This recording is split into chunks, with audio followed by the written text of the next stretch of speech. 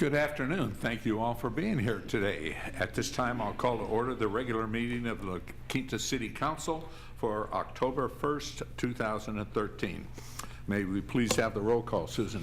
Council members Evans, Present. Franklin, Here. Henderson, Present. Osborne, Here. Mayor Adolph. Here. At this time, I'd ask that you all please rise for the Pledge of Allegiance. Place your hand over your heart and repeat with me. I pledge allegiance to the flag of the United States of America and to the republic for which it stands, one nation, under God, indivisible, with liberty and justice for all. Thank you. All right, the first item on the agenda today is public comment. At this time, anybody wishing to speak on an item which is on the agenda, I'd ask that you please fill out a request to speak form. It's a form like this. It's in the back of the room, and give it to our city clerk. At this time, anyone wishing to speak on an item not on the agenda may do so. Now, I do have one individual that has filled out a form who would like to speak. Bob Horn? Yes. You want to come up? Come up to the podium. Give us your name and address for the record, and if you can keep it to 3 minutes, we'd appreciate it. I can do it in 2 minutes. Okay. My name is Bob Horn, 73500 Red Circle, Palm Desert, California. I'm the president of Red Hot Ballroom, and I'm here to thank the City Council for helping us with our program this year. Real briefly, we're in our 6th year of providing after-school ballroom dancing to help the kids learn their social graces. We're pleased to report that in the Valley we have 39 schools and about 1,800 kids in the program. So this is a large participation that keeps growing every year. Second reason I'm here, we're starting to work with kids that have various kinds of disabilities. Autism, for example, one kid out of 80 has autism. They're socially shy, and so we're working a new program. It'll be a new corporation. It's called All Things Are Possible, Inc., and we'll be working with kids with autism, Down's syndrome, all kinds of different things, of speech impediments and what have you. And I'll be back to talk to you more about that as we get going. We just incorporated in August of this year. So, but again, thank you very much for helping our kids. Good. Thank you, Bob. Anyone else? Seeing none, we do have one issue, and that Fire Prevention Week is coming up to us, and we have with us our Fire Chief, Battalion Chief, I'm sorry, with us this evening. And Frank,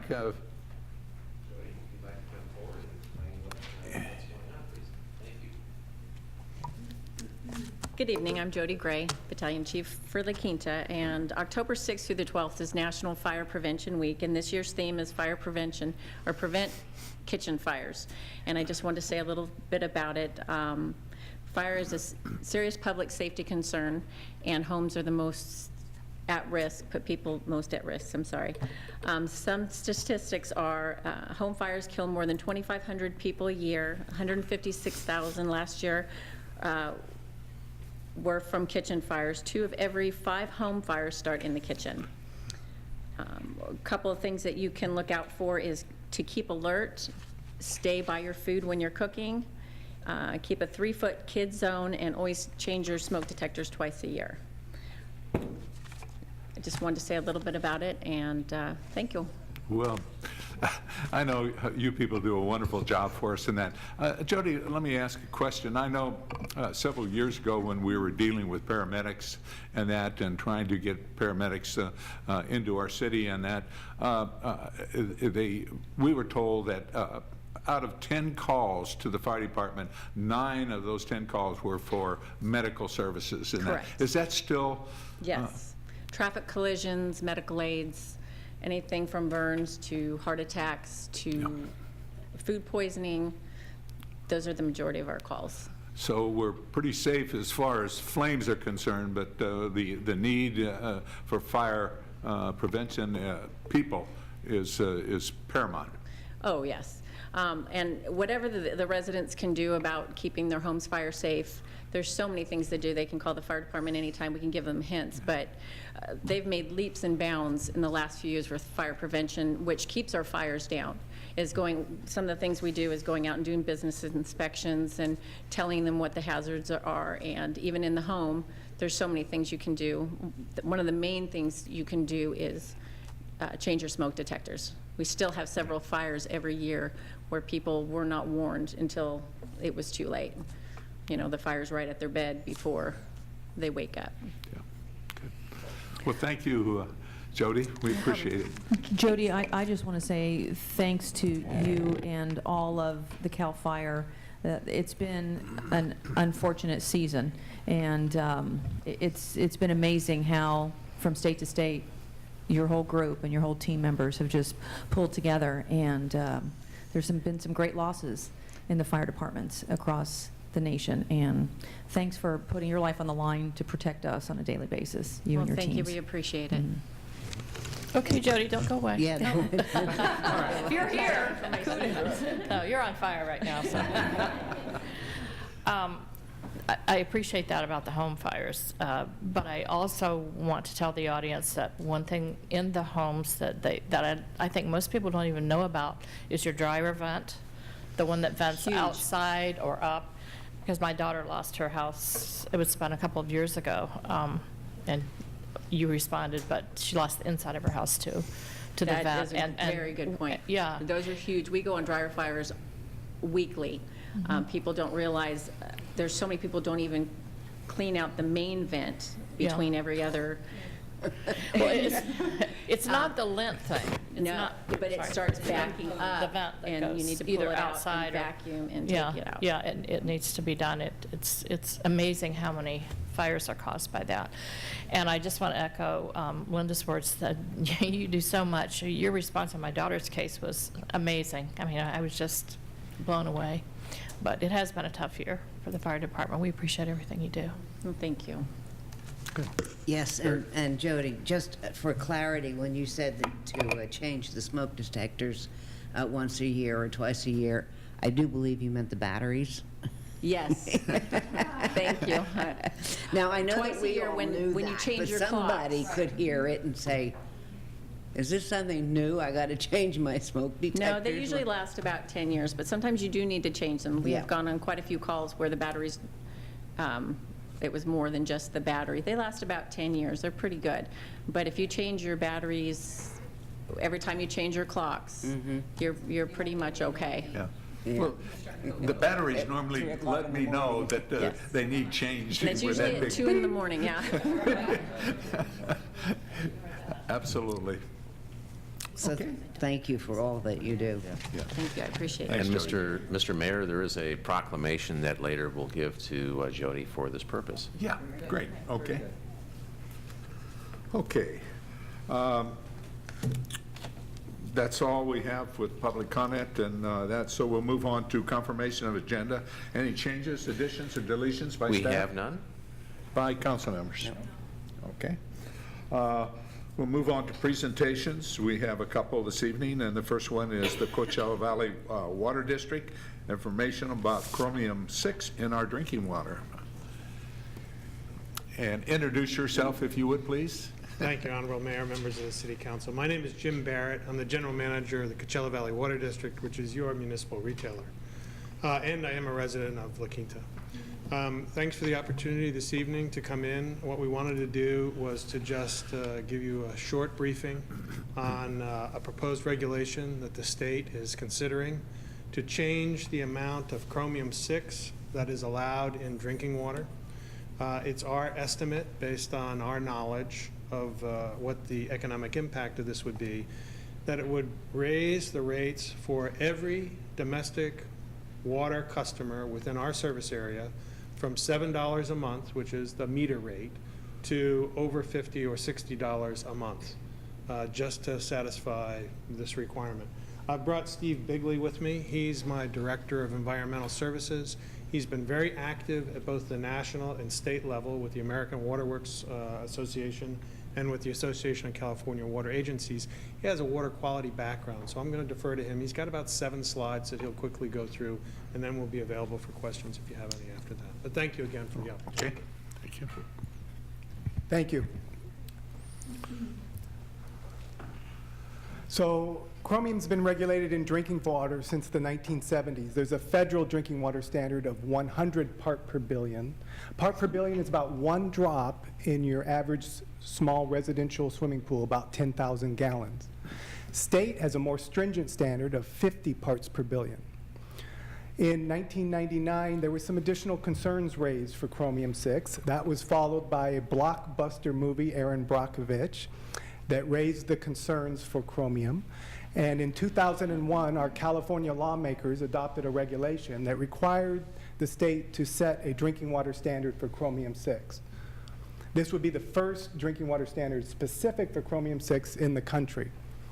At that time, there was no science to justify the regulation, so they did embark on a rodent study using rats and mice to see if there were health effects at high levels. Those vials there show the actual doses of chromium-6 that was given to the rodents. On the left side, that's 0 parts per billion. The second from the left is 5,000 parts per billion. That was the lowest dose. That's about 100 times greater than our current drinking water standard. And then the 2 on the right are 30,000 and 90,000 parts per billion. At those 2 highest doses, they did see increased tumor formation in these mice and rodents. And that concluded that it was a carcinogen at those very high concentrations. And therefore, they produced a public health goal of 0.02 parts per billion. This level is below the level of measurement, but it would be the level of which there would be no risk. So now the state in August has come out with a draft maximum contaminant level of 10 parts per billion, and there's a 45-day window to comment on that rule. It's important to us here in the Coachella Valley because approximately 1/3 of the wells that will be impacted by this rule occur in the Coachella Valley. We have naturally occurring chromium-6 in this valley. It comes from the local sediments. Anywhere you are near a major fault system, you have the formation of ultramafic rocks that have higher levels of chromium-6. Over thousands of years, the chromium-6 dissolves into the water that's in contact with those sediments.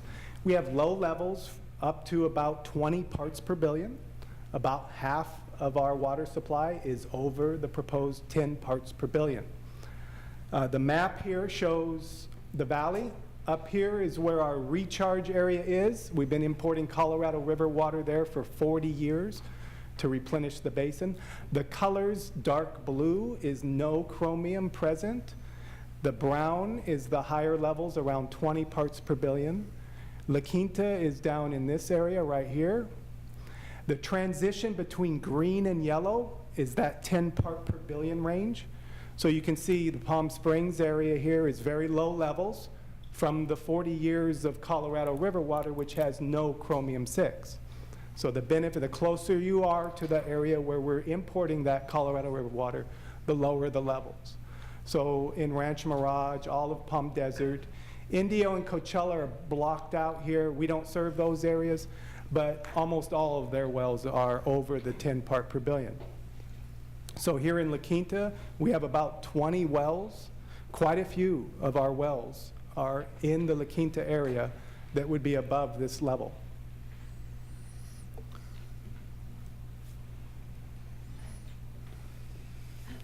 So we happen to be uniquely qualified to know what it takes to remove chromium-6 from water. We were the first in the country to do it. We installed arsenic treatment facilities. Down in the far east valley, we have naturally occurring arsenic down there. And when we were looking at that, we also found that chromium occurs with the arsenic. So we wanted to make sure about 10 years ago when they were talking about chromium, that what we installed would also remove chromium. So in that middle center photo shows a approximately $6 million facility. Inside, the top photo shows a bunch of tanks, vessels. It's a chemical reaction that takes place, similar to a water softener, but in this case, it's removing sulfate, arsenic, and chromium. And it is a complex treatment process. It is advanced. But we're not satisfied with just that. We got some national funding and are doing 2 additional research projects to look at alternative ways to remove chromium. The 2 bottom photos show some of that lab work that's taking place. We're finding that there is other ways to remove the chromium, but they are just as expensive. So it may be a combination of things and approaches that we would utilize. What does it mean to our customers? As Jim mentioned, it's going to be expensive. That chart shows if it was set at 20 part per billion, modest costs, 10 part per billion, 5 and 1. So right now the state is looking at this 10 part per billion. It's roughly a little over $500 per customer per year to pay to install those facilities and operate and maintain them. Essentially, you're talking about the largest public infrastructure project that the Valley's ever seen to comply with this rule. Why is it so expensive? That photo, the small photo, shows one of our well sites. Most of them are too small to put treatment facilities on them. So this photo here shows an aerial of 3 of our wells in the Palm Desert area, all of which are too small for treatment. So we would have to install pipes in the streets to a centralized location here where some vacant land exists to construct a large treatment plant that would treat the water from all 3 of these wells at a central location. So that requires lots of pipes, expensive installation of pipes, and as well as the treatment facility, as opposed to condemning homes next to our well sites, which would be the alternative. We are looking at other sources. We have Colorado River water that comes into the East Valley. We can treat that directly for use through surface water treatment. Most of the people in the country do receive water from rivers and lakes and streams, and that would be an option that we will also be looking at, and we are embarking on a source of supply study that will look at that. It is also expensive to do that surface water treatment and to mesh that with a groundwater system, 100% groundwater system that we've been using since the 1960s. We are looking at funding options. This will be possible. We usually pay as we go for facilities, but this would probably be one that would require alternative funding. We will be reaching out for the public as it gets closer, depending on what the state does, before any rate increases were to take place. So what are we doing? We're trying to reach out to the communities, make sure they're aware of this important issue. This is the time to voice your concerns if you have any. We have been reviewing the regulatory package. We are concerned about their cost estimate. They are severely underestimated. We know that because we know what it costs to treat the water for chromium. We will be submitting comments on that and testifying at their public hearing on October 11th. We are doing a public workshop at our office this coming Monday, October 7th at 6 p.m. Talk a little bit more about the science and this issue and what it will take to comply with that rule. We are meeting with our local legislators. The Riverside County Board of Supervisors today approved a resolution supporting concerns with the economic impact that this will have on the Coachella Valley. And as far as what you can do, if this is a concern for you, we will have draft letters at the workshop that that you can use to present your concerns with this type of rule. We want safe water, but we want it to be economically feasible to implement. And that there needs to be a good balance between that, and underestimating the cost is not a way to do that. The state will receive all these comments. They'll prepare a response to the comments. And in this case, there's a little twist because they were sued by the environmental groups for not having this rule in place. So they will have to meet with the judge and determine how much time they have to set the final standard. And that's where we're at. And I'm be happy to answer any technical questions you may have. Fine. Well, thank you very much for the report. Just a quick question. Maybe I don't totally understand. At what level of the chromium in the water is it that it becomes a hazard to your personal health?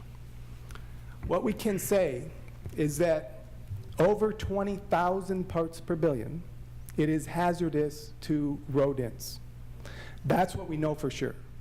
Now, the precautionary approach is to use a linear dose response, saying if this much hurts the rodents, then there must be a direct correlation to this much.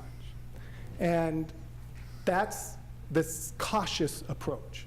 In reality, many elements have a threshold. You have no health effect, you stay below that threshold, you reach the threshold, and you begin to see health effects. Without sufficient data, I mean, there's not a lot of research on the ingestion, they are assuming there's a linear dose response. So it is the cautionary approach so it's difficult to say where the safe level is. So taking a precautionary approach, they are using 20 parts per trillion as being the no-risk level. The law says you need to set the standard as close to that no-risk level as is technically and economically feasible. So that's where we're at. We're trying to pick a level that balances the economics and the health benefits. So no information, no reporting, nothing looking at the background and what would happen has been done in the valley here that says that statistics show that we have a certain number of people that have been affected by this? No, and you know, the movie was based on, Aaron Brockovich movie was based on a community in Hinckley, California. Since that movie, a lot of people don't know, the state of California has done 3 epidemiology studies, just what you're describing. Said, well, there must be a problem there. Those epidemiology studies, each one of them, have shown not only is there no increased cancer risk, they have lower cancer risk in that community compared to other communities of the same size. So there is an example of an epidemiology study that does not show. But they didn't stop there. They've looked all over the globe. There is one study done in 1987 in China where a small village was drinking yellow tainted water downstream of a chromium industrial facility. The author looked at that. They didn't find increased health effect. The California risk assessors looked at that same study and they felt there was an increase in stomach cancer, slight. So the problem was they didn't know the exposures. They didn't know if all those folks also worked inside the plant and inhaled chromium dust. So they were unable to use that study to set the standard. So again, it all goes back to that rodent study that was completed in 2008. Good. Thank you. Questions? Yeah, I have a couple. All right, so let's follow the dollar, because with the state, that seems to be the trend. If this was to pass, obviously the potential estimate of $500 per customer per year through our CVWD, that would be a cost we would incur directly to CVWD because of what would need to be done to transform and lower that level. Did you estimate that 500 based on what the cost of the treatment centers, how many you would need, the maintenance, et cetera? And in other parts of the state, where is the state actually getting the money for that? They've got to be getting something out of this besides just passing the ruling that's going to cost people more. So where is the state making money off this deal? It could be an opinion. I'm okay with that. The regulators are responding to lawmakers. The lawmakers had told the regulators that they need a drinking water standard for chromium-6. They didn't even have the science to start the process when the lawmakers adopted that law. They were given 3 years to adopt that law by January 2004. they didn't even have the rodent study done until 2008. So that's why they were sued, because they couldn't adopt that rule by 2004. So this is a result of lawmakers getting involved with what science should be doing and driving the Not process. us lawmakers, Northern California lawmakers. So as far as costs, the state's estimated the cost at $156 million a year statewide. Our annualized cost will be about $60 million. That's just one system, our system. They estimate over 150 water systems throughout the state that will be impacted by this. So I don't see the state getting money out of it. It's just they are following Somehow what the they will. lawmakers have told them to do. The state does have a state revolving fund that they get federal dollars for, and they dole out to systems that are in most need. There's a long priority list for that money, and it goes to those that are most in need. Usually ones that are acute problems like bacteria in the water that has more acute risk versus something like this, which is a chronic risk. You drink the water 2 liters a day for 70 years and your risk is this much. So And so has CVWD done any of its own epidemiology study within its customer base to determine if there's any health risk in the varied levels of which you serve? no, and we're focusing on what it takes to meet the standard and to try to provide that balanced approach. There are risk assessors that devote their whole life to that process, and we want to let them do their jobs. That's what they're the best at. And EPA, where's EPA on this? Well, EPA is taking a little different approach. They've looked at the science that the state is using, the 2008 rodent study. But they've also looked at more recent rodent studies that are looking at why those mice and rats got the tumors at these high concentrations. So they're putting a little brakes on their risk assessment, and they're looking at this new data before they complete their risk assessment. It could be done at the end of this year. They could come out with the same opinion as the state regulators, or they could come out with something different. The scientists believe this new data indicates there is a threshold below which there is not a concern, that your body detoxifies chromium-6 to chromium-3. Chromium-3 is something essential you need to regulate your blood sugar. We know the body does that. The question is does it do it for all sensitive populations? And that's where there's some uncertainty. But when you know how the rodents got the tumors, it makes it so it's more difficult to use the default linear approach, and you have to look at that threshold approach. So, I don't know, I guess the lawmakers would be probably better served from a health standpoint if they put statins in the water and lower everybody's cholesterol, and it would decrease diabetes and all those other things, and we wouldn't have to worry about exorbitant health care costs. That's my 2 cents. All right, Terry, you're on. Excuse me. Terry. Thank you. The thing that concerns me in hearing, unless I totally missed it, a lot of the studies that were done, they felt that they couldn't use because they didn't have all of the appropriate documents to use those tests. This test, that test, the other test, and now we have other tests going. Do we actually have, both of you, in your thinking process, do we actually have tests going on right now that will be meaningful at the end of the day? as far as coming up with a good drinking water standard for chromium-6? Yeah. Well, yes, as far as the amount of chromium-6 that should or could be allowable in the drinking water. Really, there's been tens of millions of dollars spent on the most recent... Well, that's the way government does things. Yeah, but it wasn't the government. Well, ultimately, I guarantee you it was. This is the industry, the American Chemistry Council that we have been lumped in with. They want to try to get to the bottom of why that 2008 rodent study showed tumors at these high levels. So they've spent tens of millions of dollars doing the best, most independent research that they can. They hired the same folks that EPA hires to do this mode of action study. How did they get the tumors at these high levels?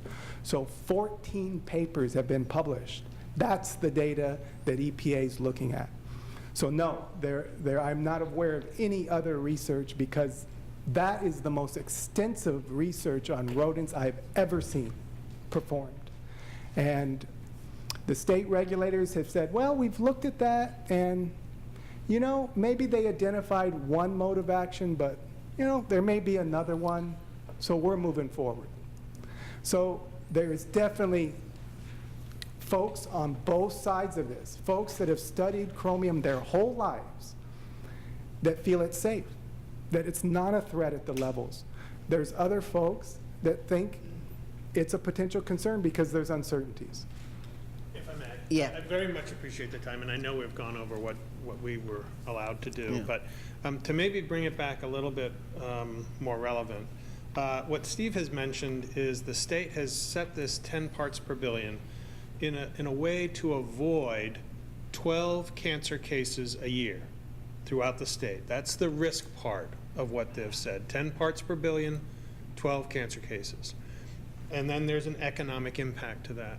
If you were to look at 25 parts per billion, you'd have a risk of avoiding 5 cancer cases a year. But this region would avoid all of the economic impact because we are within the 25 parts per billion. So it's how does the state make that decision of 10 versus 25? And that is that's part of it, is the risk. But what we're saying is we don't want to get into the risk or the science or the health standards. We're a public agency. We certainly are very concerned about the quality of the product we provide. Sure. But what we want you to do is take another look at the economic impact, the calculations that you made to support your decision of 10. Because if the EPA, in their continuing study, decides a year from now that 100 is the right number, and the state holds at 10, we're still committed to provide all of that infrastructure to reach that lower number, and in worst case, it becomes a stranded asset if they decide then to go back and adopt the federal standard. So I realize we don't have an answer for you, but I very much appreciate your time. And I don't want to cut off the questions if there are others. No, I'm done. Okay. Lee? No, I have no questions other than we'll wait and see what they come up with. Yeah. Christie? So at 50 parts per billion, you'd be happy with that. CVWD would be happy with that, right? Again. Yep, oh, okay, yeah. Necessarily our job. We recognize that there are sensitive parts of the population that may not be able to sustain that type of risk. You know, they may have some immune deficiency, their metabolism may not quite. So we really don't want to be in the business of saying what's safe and what's not safe. We leave that up to the regulators and the scientists, and then we respond. Okay. And in this particular case, the response is expensive. So to support your efforts. Yes, ma'am. Yes, ma'am. Sir. What is it that we can do? Certainly help us get the word out. We've posted, we've got a PowerPoint that's available for you to post on your website to advertise that we would welcome anybody who wants to come to the workshop. Use the letters to contact your elected officials at the state level. Okay. We've briefed Assemblyman Nastandi, Assemblyman Perez. This morning we briefed Senator Emerson, and we're briefing Senator Hueso later. Unfortunately, he was not available until the 17th. We'll be going down to speak at the public hearing on the 11th. But at this point, all we can do is try and get the public engaged so that, you know, strengthen numbers. Again, not trying to say we don't want to be safe or we don't want to have healthy water, but there is a cost, and is that right? Okay, thank you. Frank, can we do that link to our website, you think? Okay. Very good. Good. Thank you. Thank you for the report. Good. Okay, the next item on presentation is Library and Museum Quarterly Report for April through June 13th.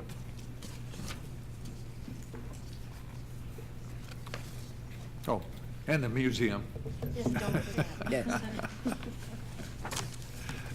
Honorable Mayor and members of the council, I'm Ann Phillips, the director of the La Quinta Museum, and I'm pleased to let you know in this last report that our attendance went up 33% for the spring quarter, so we're quite delighted with that. And I would guess when we do our statistics that our attendance for the summer probably went up equally. So we're very proud. I want you to make sure that next Thursday night is on your calendars. That's the It is. opening of our next exhibit, Creativity in La Quinta, Take Two. We have 31 wonderful artists. The art has been coming in for the past week.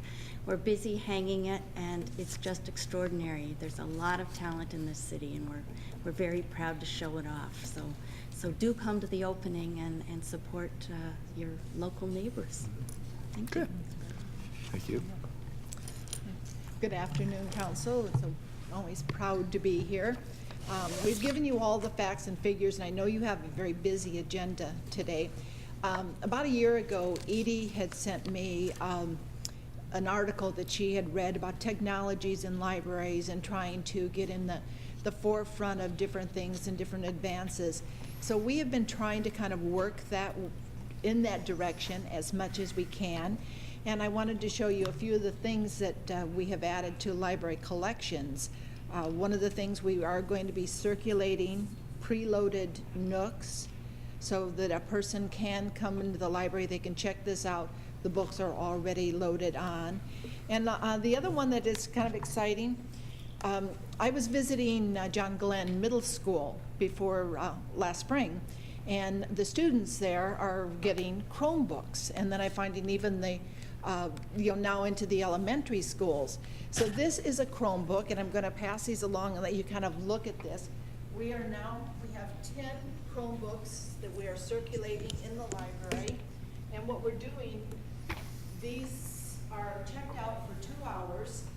We have a special place that is available for students to sit and anybody in the public to sit and use these. They go in, they check them out, they log on to it with a Google account. All students are given their own Google account to connect to these. And they can pick up on their schoolwork where they left off.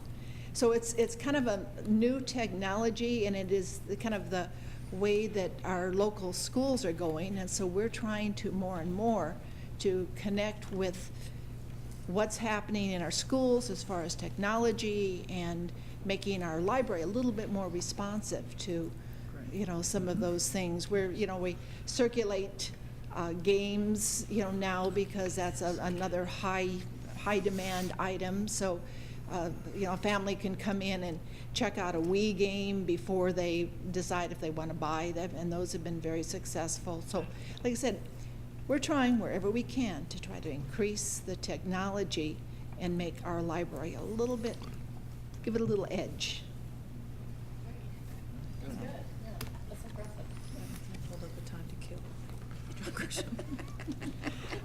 The Nooks are all going to be, they're designed where you will check out according to a genre. If you're a mystery reader, our mystery, 52 different books are loaded onto that one reader. We have science fiction, we have teen, we have nonfiction, so we're trying to get a variety. So, so all these books, anybody going on vacation, this is the perfect thing. Go in the library, check one of these out. They check out like a book, can be renewed like a book, but you have all of this, available at your fingertips.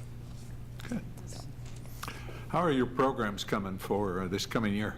We're doing pretty good. I know Eddie has probably talked to all of you, so we're expecting huge numbers for our the Black History Month with Motown, and he's bringing in people from all over. But it is going to be a very exciting. He's bringing in one person from Arnold Palmer's because I introduced him. Oh yeah, Outstanding, outstanding. Reggie over there is just a great entertainer.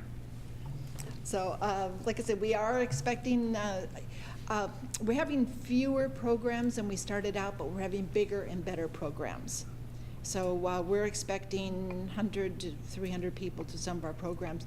Our summer programs, we average 255 people for our family programs during the summer, which is pretty phenomenal, actually. So is there going to be an add-on coffee shop that's going to be part of the library? Because it looks like there's quite a bit of staying power with the free Wi-Fi going on. Seems Well, you like- know, we had actually tried that. We really, really did. We tried to get someone to come in and, to put in a coffee shop. We're thinking, that courtyard would be perfect. Our weather is so nice most of the year. And we haven't been able to get any takers. Business opportunity out there. So we're saying with the Small door business. count we have, it should be, actually, I it's would think, absolutely. Have you talked with the La Quinta High School about loading textbooks or certain things for the high school students to be able to rent these for their work at the high school? No, I'm not sure exactly what technology. The one thing with the Chromebooks, all they do is log on to the account, and that stuff, what they have been given, downloaded from the school, is available to them just by logging on to the Chromebook. Okay. I know some of the other school, I think Coachella Valley School District is doing the iPads, and Desert Sands in our schools are using the Chromebooks with the school-assigned logons. Great, great. I love how you're keeping up with what's going on. That's fabulous. I mean, I'm really impressed by this. We are definitely trying. We feel we have a wonderful library, and our library isn't something that people think about, oh, I should have gone to the library. People come to the library just to be there. Yeah. So we Yeah. actually have a very active and lively library, and these things help keep it that way. Oh, absolutely. I also wanted to mention that there's a La Quinta City employee who will be showing his artwork at the museum. Raise your hand, David. We're very proud of that. Thank you. His work's terrific. It is terrific, yes. Good. Well, thank you very much. We're very proud of our library and all of our people that work there. They do a wonderful job. And the museum, of course. Okay, we'll move on to written communications. We have none this evening. Next, I'll ask for approval of minutes of September 17th. So moved. Moved and second. Please vote. Motion passes. Okay, we'll move on to our business session. And the first session we have this evening is interview and appoint a resident to fill. Consent? Pardon? Approve the consent. Oh, okay, I'm sorry, yeah, I jumped. Move on to the consent calendar. Second. Moved and second, please vote. Thank you. Mr. Mayor, may I make a short comment on one of the consent items, not for a vote, we passed that, but I'm excited to, just a comment, I'm excited to hear about the Code for America Summit. It's a first-time attendee for La Quinta to attend that conference, and it's a combined conference that's not only government, but brings in the private sector as well and business sector, so I know that Chris will be representing us, and again, it's just another opportunity and another it's another way that La Quinta is trying to lead the pack in terms of the government of the future and how to stay ahead of things and trends. So I look forward to your report, Chris. Good, thank you. All right, now we'll move on to the business session. Interview and appoint a resident to fill an interim vacancy on the Planning Commission. For those of you who have never gone through this procedure, maybe I'll just give you a brief outline of what we do. And that, first of all, we'll call your name and you can come up to the podium. We'll give you 3 minutes to talk about anything you want to talk about, and that understand that we have your resumes and that, so we've all read those, so we know your background and what you've put down on the resume. When you're through, you sit down, we'll go through all of the applicants for the Planning Commission.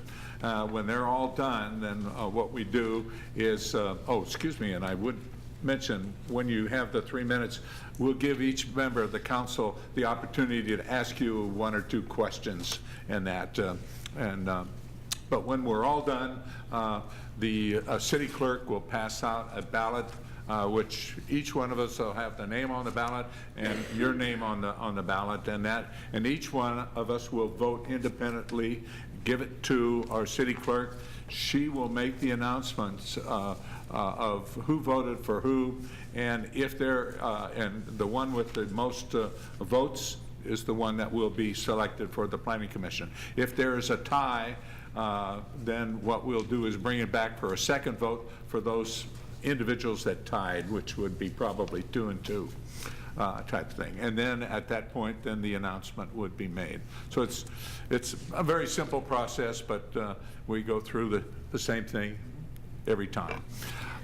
Let me state something that to begin with is we very much appreciate the fact that you are applying for the Planning Commission or any of our commissions, that you want to be involved in the city and be part of the community and that, and help make the city of La Quinta a better place to live. We appreciate it, but one of the hardest things that this council or any council has to do is choose people and that, because I look at the resumes and the resumes are so great.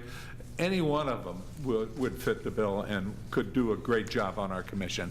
Unfortunately, we have 1 opening. We have 8 applicants in that. So all I can say is thank you very much for you wanting to serve the city of La Quinta. Rest assured there are other commissions that we have, and we will have more openings as time goes on. So don't let it deter you, the fact that maybe you're not appointed to this commission, that we do have other commissions and we do have openings come up. And then come back, please. And that we, like I say, we appreciate our community wanting to serve the city and that. So with that, unless If I could, Mr. Mayor, I'd also like to say it's tough to lose Commissioner Alderson in this Yeah, manner. it really is. He Yes. has served this community so well for so long, and we wish him the very best in his endeavors, and it's a sad loss to lose him off the commission. And Mr. Mayor, I have a procedural question, because we just passed an ordinance that indicated that you can only serve on 1 commission, and we've got some individuals that currently serve on other commissions. So were they required to resign from those prior to applying, or how are we going to handle that since well, they can't serve on both, that's correct. for sure. So we didn't give them that option when they were presenting the first, well, if they were elected, then they couldn't choose per se. So Well, how does that work? When they applied for them, sometimes they applied for 2 of the appointments in that, and we never stopped them from doing that. But once they were selected, then they couldn't run for or apply for the second one. So. And I'm assuming that somebody applied today that is on another commission, and they were to get the appointment, that person recognizes that he immediately He has to needs to resign. resign That's correct. from the commission that he's seated on. He or That's she. correct. And then we Yeah. would have to go out and advertise that vacancy. Okay. Any other questions, comments? No, I guess, no, and I'm thankful that we've got the applicants. I guess I'm just concerned that when we did that, the goal is you can't serve on 2. So I guess it's an implied automatic resignation then. If we appoint somebody, they technically are on 2 commissions, No, right? As of the time that, if we were to do that today. So, for an hour or so. Okay, I just want to make sure we're consistent with what we agreed upon as a group with the term limits, appointment limits, and rotations, and all those types of things. So as long as we're procedurally okay. I think so. Okay, all right. No, and I think it was good to bring it up, and I kind of, thinking back through the process, I'm not sure that we could, nor do I even want to try, come up with some wording that covered every set of circumstances. right. So I think getting Okay. clarity on that one was good. Good. Thank you. Okay, at this point, then I'll start calling you up one at a time. The first one is Gary Barnes. Good afternoon. Gary. My name is Gary Barnes. I have lived in La Quinta since January of 2013, having previously lived here in 2002 to 2005. I retired a couple of years ago after 30-plus years as a commercial banker and started a consulting company. During my banking career, I was the president of 3 different banks, one in California, one in Utah, and one in Arizona. My consulting practice, or our consulting practice, I started with a partner, is divided between serving banks that have opportunities for improvement and real estate activities, primarily with real estate schools, training, curriculum development, et cetera. In addition, I serve as a executive in residence with Thunderbird School in Arizona, in a finance and banking area. I've also been active in different communities that I've lived in. The governor of Idaho appointed me to a 6-person board, economic development board for the state of Idaho. The city of Boise City Council appointed me to the Boise City and Parks Commission. And most recently in Cottonwood Heights, which is a suburb of Salt Lake City, I served on the city Board of Adjustment, which was the sort of the right of appeal process once the Planning Commission had made their decision. In addition, I have served on the U.S. Small Business Administration National Advisory Board in Washington, D.C. And I've been active in real estate at a variety of levels throughout my banking career. I am a licensed real estate agent in Arizona and Nevada. I'm a continuing education instructor in Utah and previously in Arizona. So in a nutshell, that's my background, and I'm very interested in the Planning Commission position. Good. Thank you, Gary. Yes, sir. Christy? It's nice to see your face because Yes, we did the have last time we talked, it was. My apologies for that. I No, that was had, fine. when customer calls, so to speak. Well, I've been taking some notes here, but it appears that one of my lenses out of my glasses is gone, so not much good at the moment. You're certainly very qualified to do this, and I appreciate your applying for the position, and you just have such a great resume.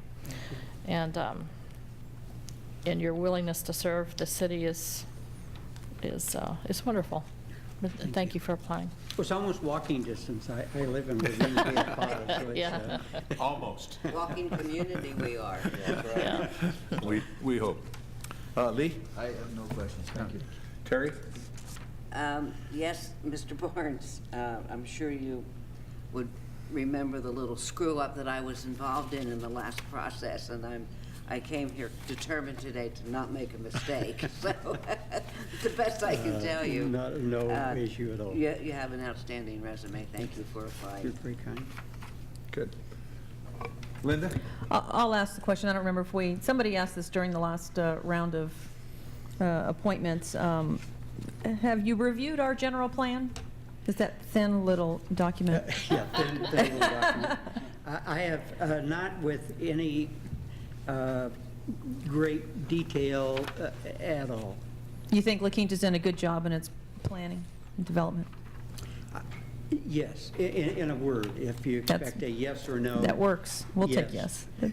No further questions. No further questions. I have to laugh. You said, have you reviewed the general plan? And that he's only been here 3 months. It takes 3 months to review the general plan. These are big issues with long-term ramifications. I understand. I guess, Gary, what struck me when I was reading your resume and your application here, and we asked the question, what specific issues or problems face the city of La Quinta's Planning Commission? Holy cow, it reads like we need a lot of work to be done, and you know, I kind of feel badly about that, because I think that our Planning Commission and the City Council has done a darn good job under the circumstances that we've been in the last 3, 4, 5 years with the economics. I don't doubt that for a second. My comments in no way suggested deficiency in planning or execution. Those were just my observations of challenges that would face that any city needs.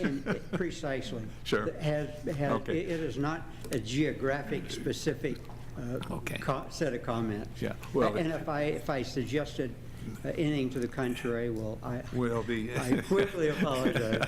Yeah, it's when I read this, I say, holy cow, this is, all cities are issues like this, but I don't think that these specifically are problems that we have right now They are not in our city.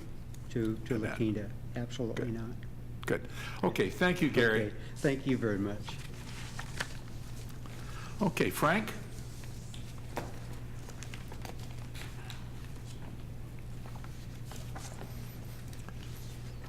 I know it's always tough to go first, especially when you put them in alphabetical order. You can Well, see, it's good to go I was second. always the first one up there.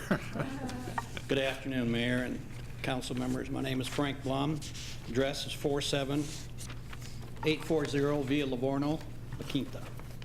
And I'm here, obviously, to apply for the vacancy left, unfortunately, by Ed.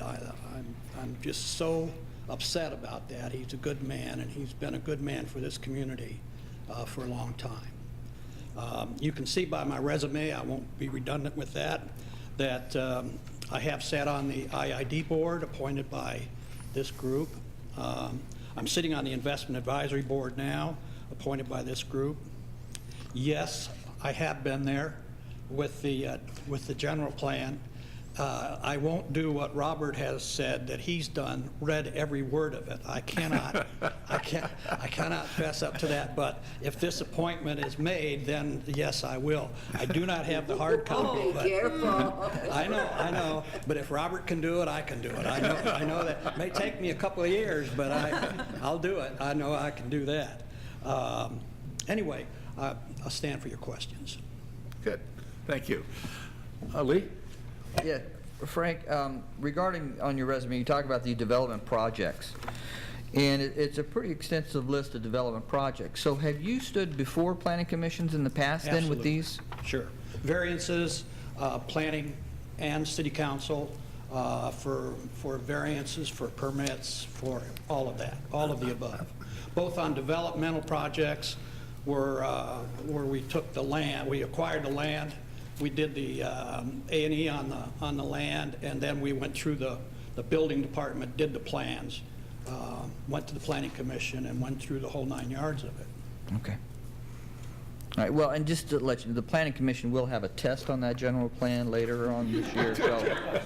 I hope it's open. I'm sure Rob's ready Open then. disc, one or the other. That's all I have to say. Okay. Oh, flashcard, all right. Terry? Unless I'm missing it, Frank, I don't see on here, you've certainly sat on a number of our commissions, but in your lifetime, if you will, have you sat on a planning commission before? No, ma'am. I have not. You have not. Had you ever applied for one or didn't have the opportunity? No, I did not. I have not applied for one before. Most of my, as you can see there, most of my boards that I sat on were either hospital or nonprofit or university. The one that was appointed in Long Beach by the city council was the Queen Mary. That was a city-owned project. Well, you certainly have been around here for quite a while, and you've done an excellent job on And I've enjoyed it. I've learned a commissions great deal. that you've served on for the city, and I certainly appreciate your. Well, I have to say that your IID dedication. was a marvelous experience. I learned more about water and power than more than I needed to know, I think. How Well- about personalities? Oh, yes. But then you also learn so much about redevelopment agencies, and I don't know what good that's going to do you. Well, that's the truth, but you taught me about clawback and RDA, so what can I say? Every meeting that we have at the Investment Advisory Board, we're discussing when the clawback is going to happen and the status of it, so. Not until we absolutely have to. Well, kicking and screaming, I understand. Thank you. Linda? I'll just ask a current position question. How's the commercial real estate business here in the valley coming Well, along? I got tired of faking it 2 years ago, and I resigned. I retired, I should say. But it was just terrible. Once it went south, it went gangbusters. I stayed in for 2 years trying to, make it work. And finally, I just said, it's just not happening. Even now, when you drive around, you can see the number of vacancies. I mean, up at Trader Joe's, look at that shopping center. That almost went completely dark in a matter of a very short period of time. And what happened, my understanding, is that all the leases were signed at the same time. Majority of them were 3 years, and they all came up at the same time, and they just weren't doing it. So, that's the, but also the resort communities are the ones that take the hardest hit when the commercial market goes south. Right. And they're the last to recover, simply because of the nature of the beast. So from your time in years past being on the other side of the Planning Commission, what's one thing you would do differently if you were a planning commissioner, being on the regulatory side versus the podium side, as you were asking for all these I projects? just think it's a matter of common sense and reading, doing your homework, visiting each project. Don't wing it. I always appreciated in Long Beach that the Planning Commission asked me to meet them at the site, and we discussed the project, so I had an input. And I don't mean the commissioners, I mean the staff. And so I had input as a developer or as a builder. I appreciated that. And I think it's important for us to do the same thing, to visit the job sites. Thank you. Good. Frank, as this affects the Planning Commission as it does the rest of the city, what is the -- issue that the city has to deal with at the present time? Well, if you can't get the revenue stream, I think the revenue stream to developing commercial businesses so that you have, well, like the vacant car dealership. I mean, look at the revenue that car dealerships bring to cities. I think that's very important. I would put next the same that they did in the general plan of circulation, traffic But you say the flows. revenue, how are we going to get the revenue? Oh, I think you just interact with the commercial developers or the commercial realtors and interact with them to bring more business to this specific community. It's really another step further, in my opinion, from the commercial real estate broker. We spend probably 20% of our time pounding phones and calling shopping center developers, calling Walmarts, calling Walgreens, calling all kinds of landlords to bring them to our listings.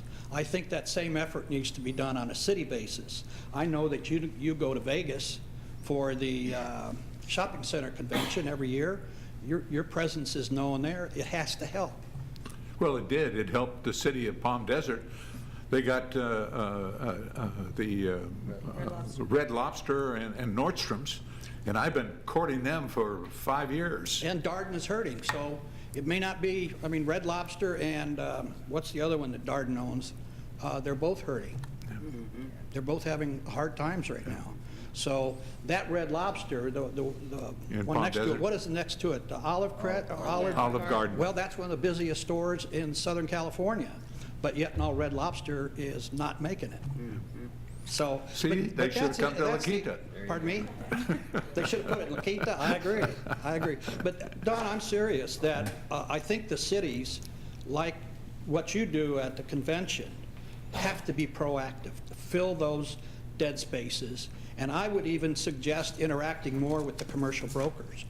I mean, I know them all, and there are not that many of them. It's a very specialized business, as you all well know. To interact with them, even have symposiums, bring them in, talk to them, because the squeaky wheel gets the grease. And I think by being proactive and contacting them, they will think of this city because of that interaction. And I think it's a very, very important thing to do. Good. Okay, thank you, Frank. Okay. Thank you. Oh, I'm sorry. Oh, Christie, I'm sorry. I apologize. No problem. Actually, I have a comment more than a question. Frank and I did the ECAC together for, what, 3 years? Yes, ma'am. Of going forth and back. And there was a suggestion made by Frank to this board that we should have video conferencing so that we weren't driving to El Centro, and they weren't, the people in the Imperial weren't having to drive here. And I will have to tell you, he never let go of this. Do they have video conferencing? We do. How We long did Skype it now, take? don't It took we? us 2 years. Yes, Well, it we really do. took you 2 years. And he just was tenacious. Always asked good questions, very thoughtful questions, and you're an asset you. to our community. Was it her driving, Frank? Pardon me? Was it her driving back and forth? that Absolutely. Drove you to teleconferencing? Let me tell you. And I never had sweaty palms either. Thank you. All right, thank you. Thanks, Frank. Okay, next one is Mike Etheridge.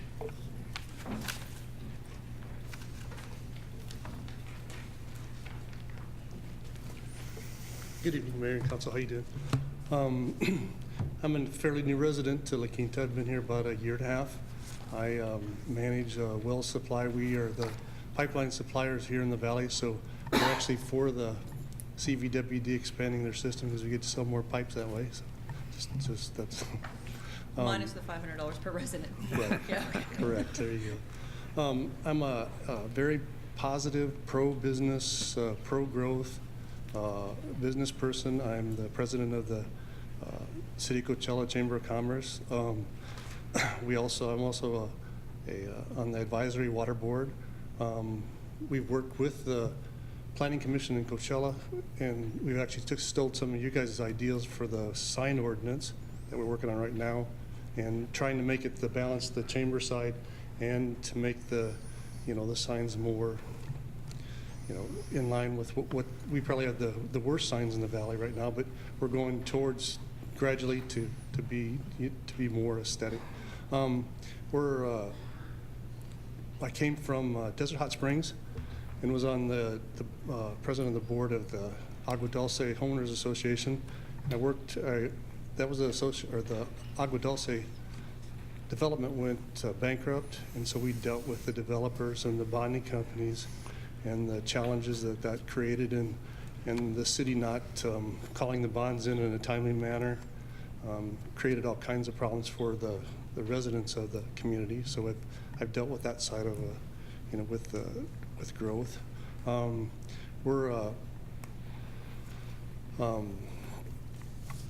I think La Quinta has a lot of potential. That's why I live here, and I want to be part of the community. I've been part of every community I've been part of already, and that's who I am. So. Good. Well, thank you, Mike. Terry?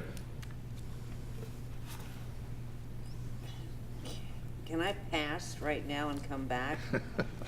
Okay. All right. I'm flexible. Yeah. Linda? Sure. Thank you, Mike, and welcome to La Quinta. It looks like you tried around the valley a little bit before you came to the gem of the desert. Absolutely. So we appreciate that.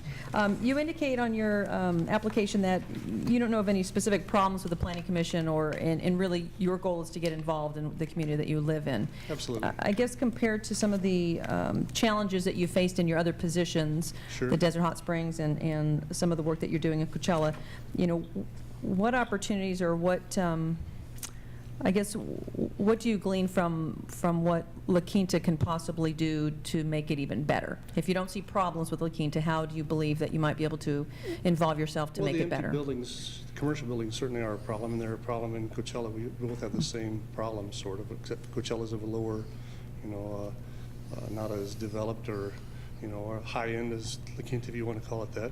But, bringing businesses and not making things so prohibitive that businesses can't survive here, and coming up with ways. We have a couple of businesses trying to move into Coachella right now, and we don't have a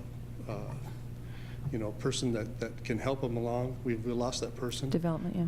Correct. And so by not having that, I think we'll lose the businesses just because we don't have anybody to help them along. We don't have anybody to interact with the city other than the chamber. And, I think that's a negative. I think La Quinta, does a better job than that. So. Okay. In your prior application, you had indicated that you were going to be attending an upcoming meeting for Planning Commission. Were you able to do that? I was, and I attended a couple, and then I attended a couple that were canceled, so I did both. So yes, I did. Kind of lonely, wasn't it? It was a little lonely, yes. Are you familiar with our general plan? It's going to be just basically. I am familiar with general plans. Working with Coachella. As much as I have. Not compete. I am a resident of La Quinta, and like I say, but my business is in Coachella, so we do both sides of the fence, though. Yeah. Very good. Well, thank you. Thank you for your application. I can read a set of plans and understand. That's my business, is pipeline business. So. Very good. Thank you. Terry? I'm fine now, thank you. There was a little bit of simpatico going on here because I live in La Quinta, and I had a business in Coachella installing all of the pipe that you sell. All right. But I think I was way before you were here. I don't remember you, so I've been in. We opened it about 7 years ago, so that's how long I've been here. And I actually sold my business in '95. Okay. So we're on the same team. Yeah. But anyway, so I was just, trying to pull all of that together and see if I could come up with something really clever to ask you. And I haven't. I do think that you've put a very good resume together. Thank you. And I think you clearly let us know what you've been doing and where you've been doing it. And I like the idea that you have experience with neighboring cities. Mm-hmm. And Coachella and La Quinta have had to work together on numerous things. Absolutely. And will continue to have to work together. And having general plans that mesh at some point.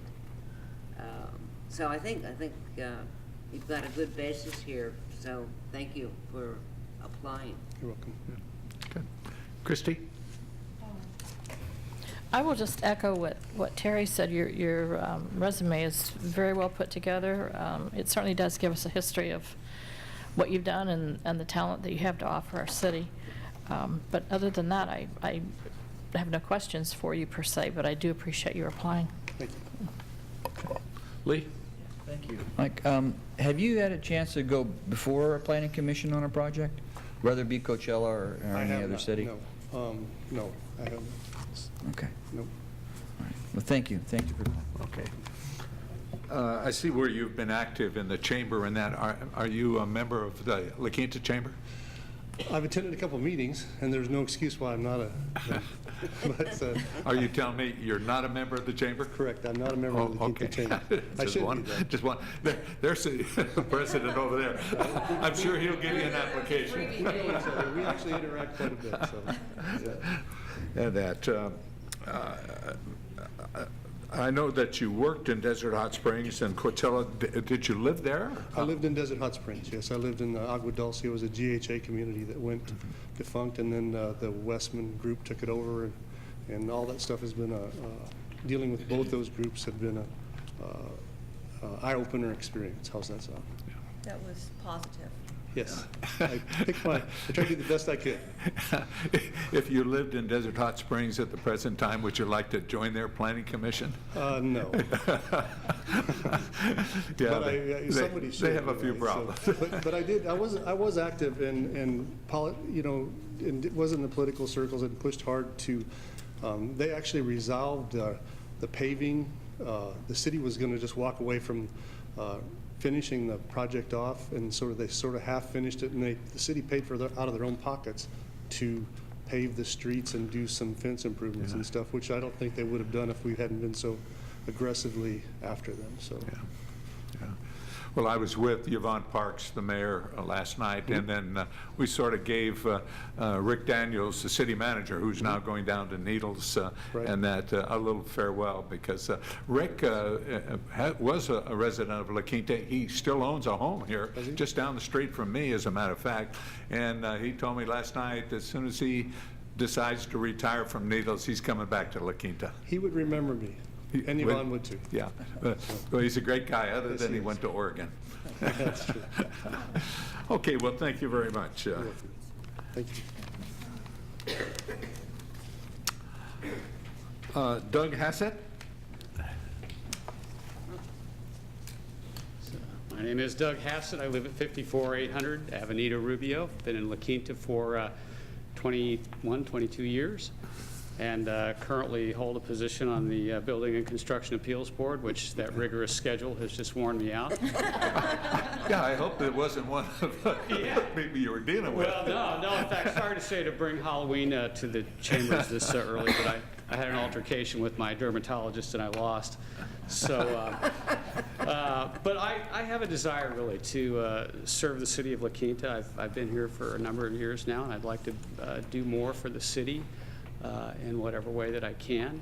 I thought this might be a good step for me, and so I'm just interested in being here and seeing if I can further myself and my commitment to the city. Okay, thanks, Doug. Linda? Doug, I don't have any questions for you. I do appreciate you serving on the appeals board, and for those who may not know what that is how many times have you had to work with an appeal? One time. One time? No, never. You haven't? We haven't so met that's at a all. good sign. That means all of the staff and the commissions are doing their job. That actually right? is a good sign, so I'm very proud of that. But we appreciate you being available in the event that happens. Yeah, 21 years in La Quinta. You've seen the growth. I have, and I think La Quinta is a phenomenal place. I think, I don't know if the city looks at itself as if it were a brand, but it's very much that. I think the name La Quinta is known far and wide, and I think to have somebody involved on the or within the Planning Commission that looks at the future growth of La Quinta and blends that with the brand that La Quinta is it's an important thing, and that's where I see myself. Thank you. Good. Okay, Christy? So just a quick question about our sphere of influence. What do you see happening there in your mind, say, in the next 10 years or so? With the city of La Quinta? In terms of our sphere of influence. Could you define that a little bit more for me? Sure. So the sphere of influence is, I think of that as people, of course.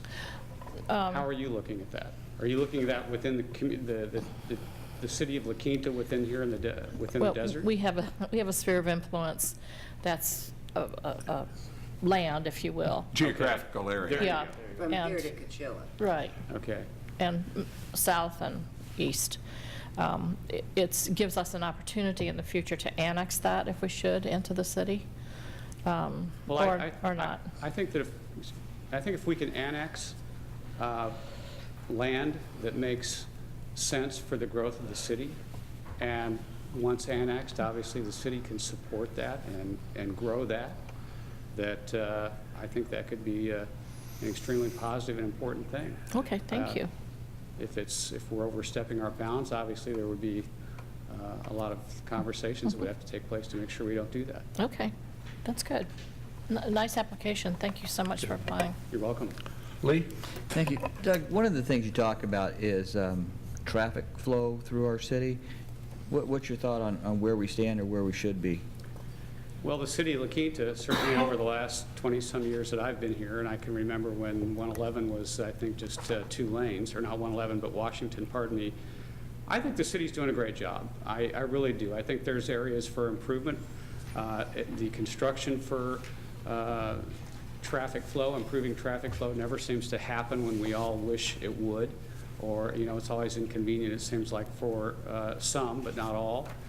But I think that from what I can see, that the decisions that are being made concerning traffic flow have been pretty good decisions. I wish I could have studied our new traffic circle a little bit more. I haven't really looked at that closely. It seems like I would have had a few questions there as far as placement, but obviously the city felt like that was a good place for that traffic circle and a good thing to do. I can't come back now and second guess that. I think we'll be having a study on that coming up in the future on those traffic flows. Okay. Thank you, Doug. Thank you very much. You're welcome. Terry? Yeah, Doug, you and I have had the opportunity to talk about the Planning Commission on numerous occasions. I've noticed in your application here that at least I haven't found what you're currently doing professionally. Oh, well, currently I own a company called DA Pacific. I've owned that company for 15 years. DA Pacific is a security equipment sales and installation firm, and we've been supplying surveillance equipment, access control equipment, and ID systems, very specialized ID systems, to commercial and predominantly government and military customers for the last 15 years, and some to financial institutions. So my wife and I run that together. My wife is 5% more of the stock than I do, so that we can be a woman-owned business, and that helps us because we also have a GSA contract, which is helping us to. I was there too, so. Yeah. So anyway, so we have our hands full with that, but we do what we can do to make our contributions elsewhere as well. Well, and I know, again, because of all of your experience on the current commission that you're on, that it would be appropriate to move on to something like the Planning Commission. So, and I appreciate you applying for that. My pleasure. And I just, I'm just really pleased with everybody so far. It's going to be a very difficult challenge here. On the annexation, that's probably, there's some things in that process that I think it would be worth your while to, begin to follow that, maybe do some investigation into it, and actually realizing that for every home that is built in La Quinta, that's a cost to the city. It's not a revenue stream. So, right. You need to balance when it is appropriate and when it isn't. So thank you for applying, Doug. Thank you for your time. The question I was going to ask, have you met recently, and what were the problems? But we can forget that question. Okay.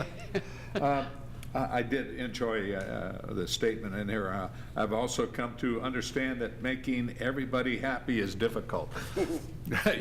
You better well believe it. Yeah, making everybody happy is impossible. You have to lay it all out and make as many happy as you can, and whatever that happy, however that's defined in whatever process or project you're working on. But very difficult. Having been an entrepreneur for a long time, and having owned my recent business for 15 years, it's tough to keep that ball rolling, to keep everybody on the same page and looking at things. I know the Planning Commission, the City Council, and our staff work very hard to try and keep people happy, and we bend over backwards to try and resolve their problems and that. And I think that's one of the things that is really something that we really appreciate within the community. And it's a lot of work, taking care of the people, let alone taking care of the city.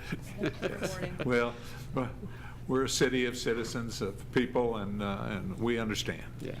Good. Okay. Thank you very much, Doug. Thank you for your time. Okay. David Johnson. Mr. Mayor, David Johnston contacted us and said he wasn't able to make it tonight after all, and asked that we keep his application on file for the future. For the future. Okay. Thank you. Javier Lopez.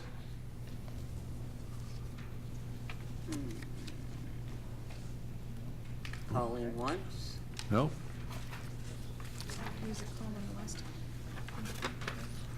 Okay. Evelyn, is it Evelyn? Please come up, sorry. Everybody mispronounces the name.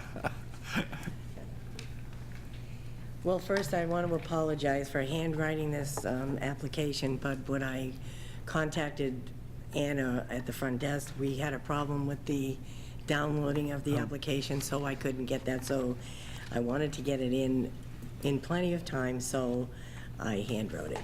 So Believe I it or not, apologize for that. we can read it. We can read Oh, it. good, because most people can't read my writing.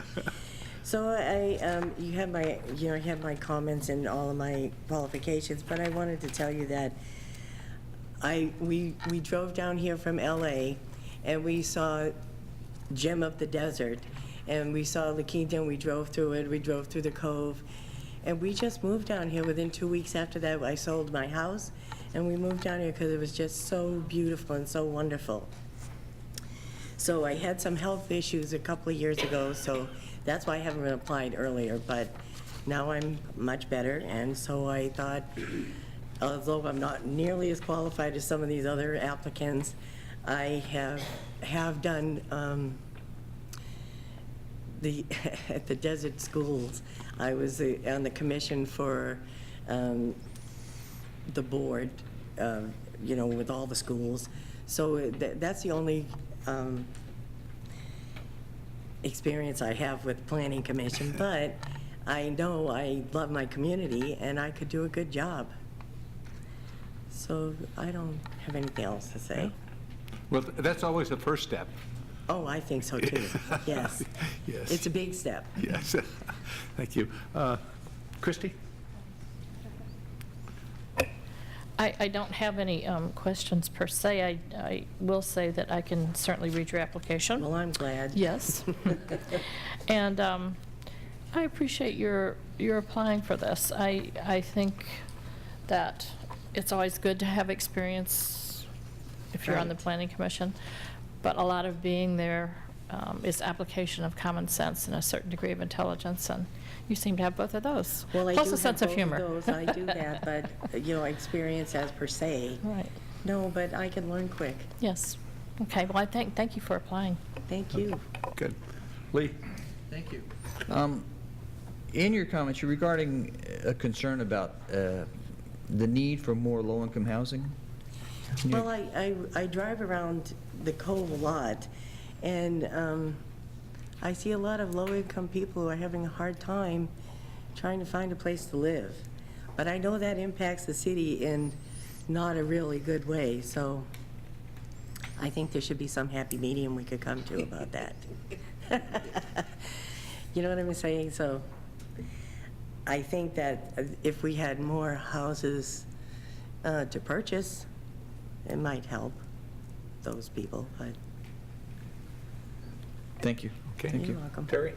Well, a lot of those problems, are part of the whole economic downturn. Yes, that I we just do all realize suffered. that, So- and I think La Quinta So has. some of that will begin to merge and come back to where it should be. Oh, I think it already has And I'm somewhat. not sure whether or not you're familiar with how many low and moderate income housing projects that we have in the community, because the ones we built are absolutely beautiful, and you can't look at them and say, well, that's a low-income housing project. Oh, I wasn't saying that. No, I didn't mean that. but Yeah. I'm saying that maybe there's more here than you know. Maybe you're right. Maybe you're right. Yeah. They just don't look like. Right. They're so nice looking you can't tell. That's Yes, right. But, and they're not all in the Cove, so Right, they're okay. all over the city. Well, that's great. We have met the mandated requirements from the state of California. So. Oh, that's great. Yeah. And we got another one under construction right next to Costco. Oh, really? Oh, I wasn't aware that was that. Oh, great. So Well, then I apologize for that, too. No, then. no, that's all right. Well, and I certainly acknowledge your dedication to the city and wanting to be on this commission. And there are several commissions, and I think sometime in the spring, we will be, making appointments there too. So Great. hang in there, and we'll see how this works out today. Great. Thank you. Linda? Yes, I noticed you did also apply for the Housing Commission, Yes, right? I So we'll did. be doing those interviews in a little bit.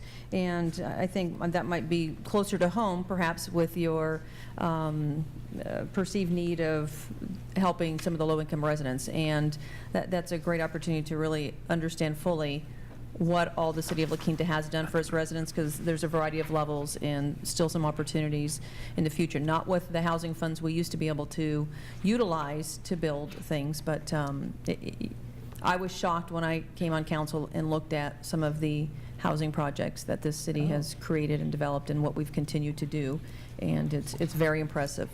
So Great. I appreciate your application for both. And I appreciate your information. Good. I was going to ask the same question in regard to the housing, but it's been answered in that. I would like to take the opportunity to thank you. I see where you spent time volunteering at Ben Franklin. Oh, I still do, yes. And that wonderful. We do too.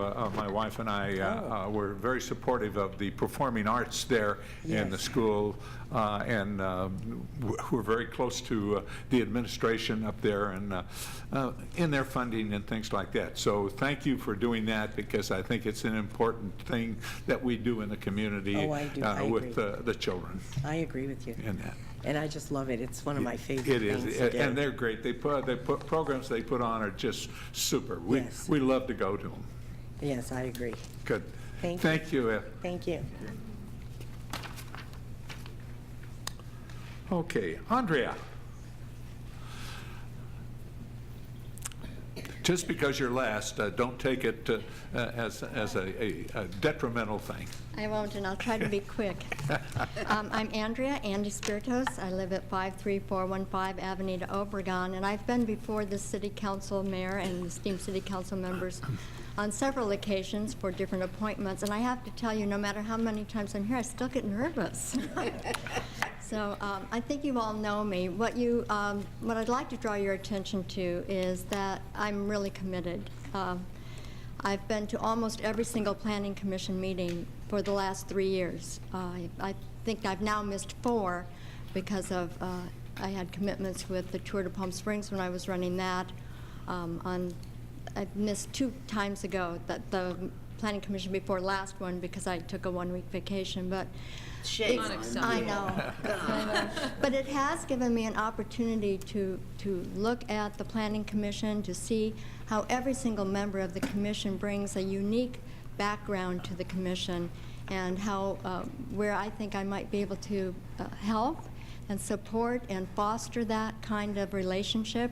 I've worked with Mark Weber in a prior commission. I've been with Robert Wilkinson and Robert Wright on at City Chamber of Commerce meetings and different things, different organizations. So on the Historical Planning Commission with Robert Wright, and I'm really saddened by Ed's leaving. He was a good friend, and one of the things I'm going to miss about him is, you probably know that as a member of the Planning Commission, every person takes a tour of coming to city council meetings. Well, what you don't know is many times Ed would sit behind me and go, "Did you get that?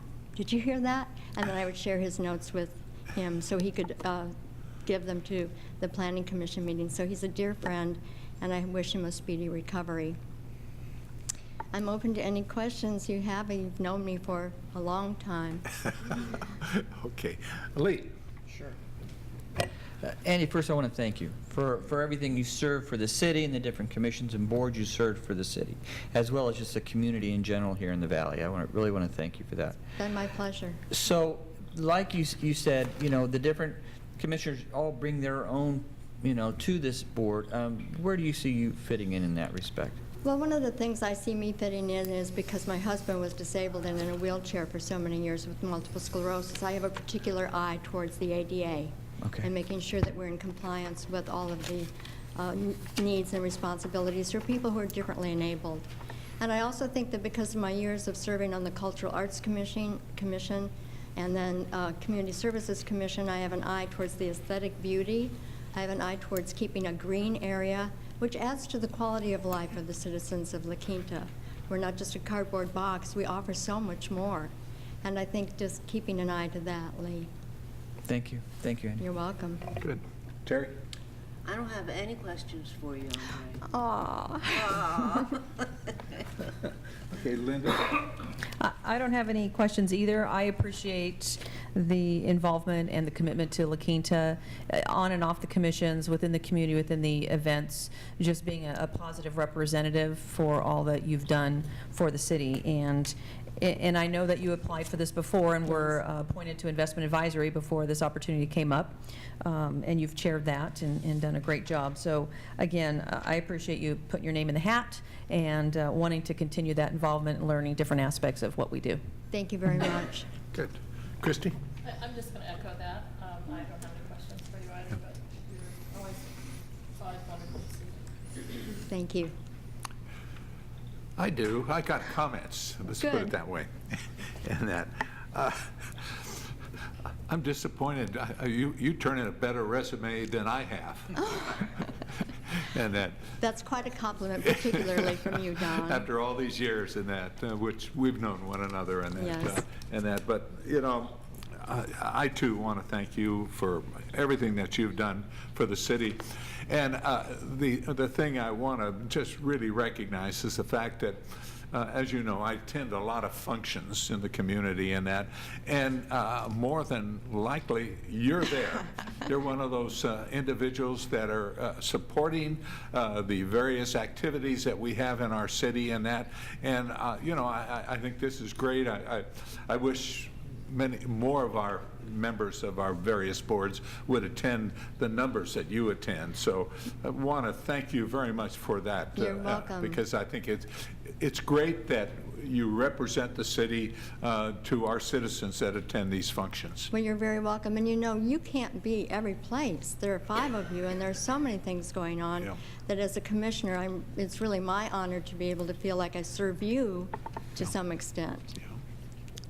I guess that you understand that because you've applied for the Planning Commission before, it's awful difficult to beat an incumbent when they're doing such a great job, which our Planning Commission has done, and that. So it's difficult, and I hope that you take it with that understanding and that, because we would love to have you on the Planning Commission. I think you do a wonderful job, and that I look back at Katie Burrows, who's on the Planning Commission when I was on the Planning Commission, and that's 20 years ago. And Katie is still doing a wonderful job. She is, isn't she? They all are. All the planning commissioners are really But wonderful. they haven't been on the Planning Commission for 20 years like Katie has. That's true. That's true. Andrea, thank you again for. Thank you so much. Okay, thank you. Well, that concludes the application process, and that, are we supposed to use the ones that you've? Yes, I have Oh, okay. And so what we'll do now is each one of us will fill out the form. We'll give it to our city clerk, and she will then count them up and make the announcements. You're a Henderson. I was just going to say, now that is, I Yeah. did the Henderson line. Yeah, we don't want to go and through one this vote. again. One vote. Oh, shame on me.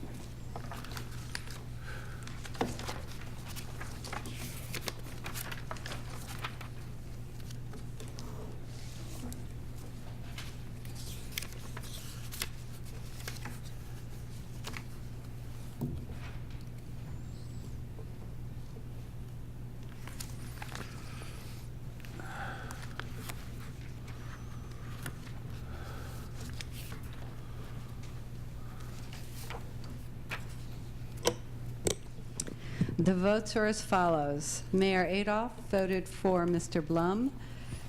Councilmember Evans voted for Mr. Blum. Councilmember Franklin voted for Mr. Blum. Councilmember Henderson voted for Ms. Spiritos. Councilmember Osborne voted for Mr. Blum. That's 4 votes for Mr. Blum, 1 vote for Ms. Spiritos. Okay, thank you. Again, thank you all for applying. We're sorry that we couldn't put you all on the Planning Commission, but that's the unfortunate thing. But please come back and apply again, because your resumes were great, and we really appreciate the fact that you want to serve the city of La Quinta. At this time, I'll entertain a motion to appoint Frank Blum as... I would assume a resignation from investment advisory, which is the next action item on a future agenda. I move we approve Frank Blum for the appointment position for the Planning Commission. Second. Moved and second. Please vote. Motion passes. Okay. Again, thank you and congratulations, Frank. Okay, we'll move on to our next item, and that's first round community service grant request. Staff report?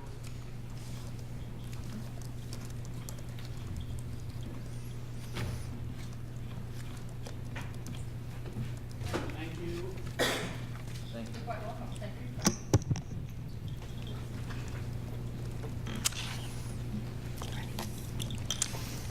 Good afternoon, Honorable Mayor, members of the City Council. I would like Robert Ambrose to give this report this afternoon for you regarding the grants. Robert? Honorable Mayor and members of City Council, today we bring to you the first round Community Services Grant request for this fiscal year. This first round, we did have 13 organizations submit grant applications for a total of $59,417 in grant requests. The ad hoc committee is recommending funding 8 of those organizations for a total of $15,500. The 8 organizations that are being recommended for funding this first round are as follows: the American Diabetes Association for $1,000, the Court-Appointed Special Advocates for Riverside County for $1,000, the Certified Farmers Markets for $2,500, the Coachella Valley Serving People in Need, the Patriot Ride for Our Heroes, $5,000. La Quinta High School Girls Basketball Booster Club for $1,000. Old Town Artisan for $2,500. Quilting for Good Times for $1,500. And Red Hot Ballroom for $1,000. That concludes the staff report, unless council should have any further questions. Okay. Questions of staff? Lee? Thank you, Mr. Mayor. Regarding the applicants, Martha's Village and Kitchen, They were actually ineligible this round due to they were funded last fiscal year, and the guidelines do state no Right. consecutive year funding. Okay. You just did. All right, thank you. Okay. Questions? No questions. And that? Comments? I just want to make a comment, since I was part of the ad hoc committee, that the Coachella Valley Serving People in Need Patriot Ride for Our Heroes is an inaugural event that's happening here in our city the end of this month. In fact, I've got to start training for that cycling race, right? And that committee recommendation is specific towards the police services that would be required for the road closures and assistance in the route.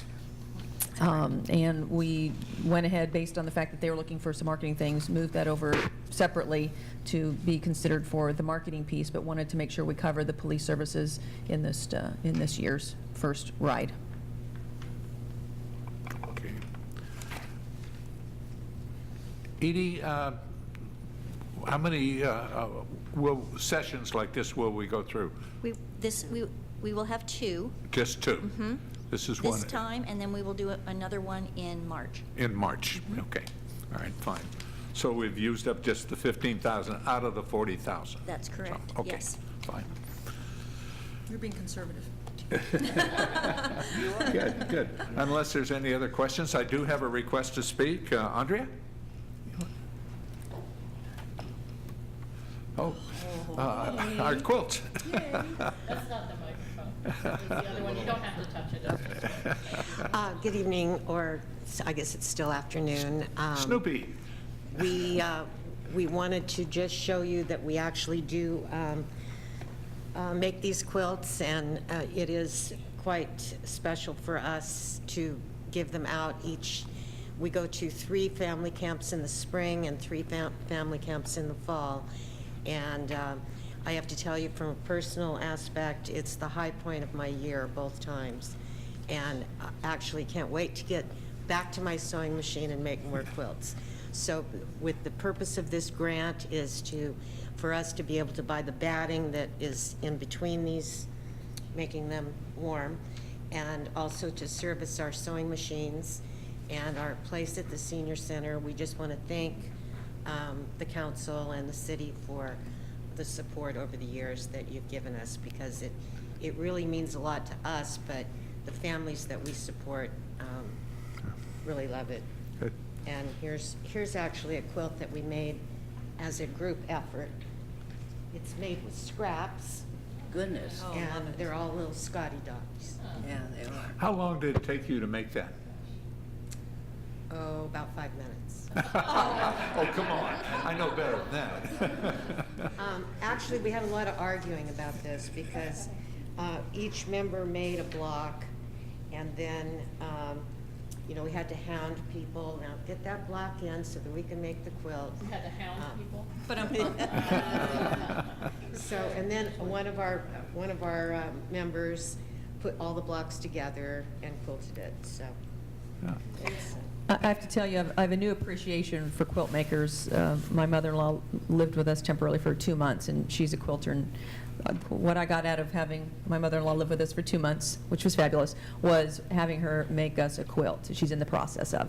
And amazing, the selection of fabrics and the 2-inch squares and the cutting, and unbelievable that. Well, it does become a sickness. She's addicted, yes. It's just the scraps and the this and the reverse side and the piping and, the arrangements, and thank you so much for what you do. My husband and I are thinking about buying the house next door because I have completely maxed out our house with fabric. Can you? But anyway, we want to thank you very much for your support over the years, and Can you tell us about the families? And to the kids. Can you tell us about the families that these quilts go to?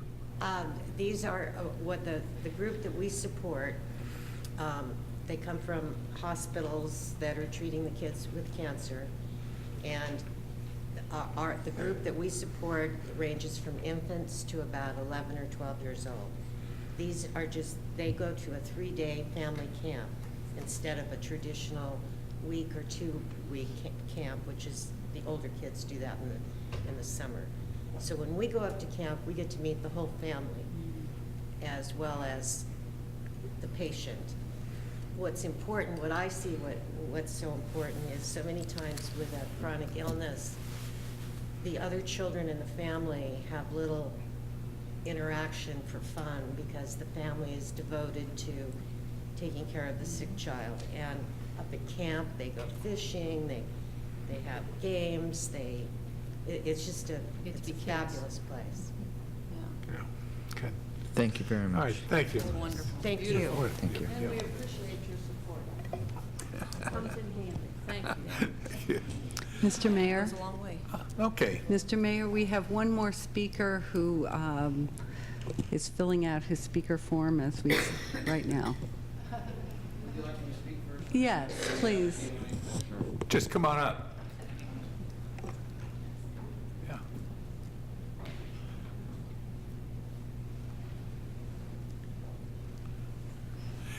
And if you would give us your name and address for the record? My name is Tyrone Thomas.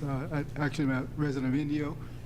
I almost forgot my address, 82861 Malay Court. And I have with me Diane Tiarina. And my address is 83838 Ozark Drive in Indio. Okay.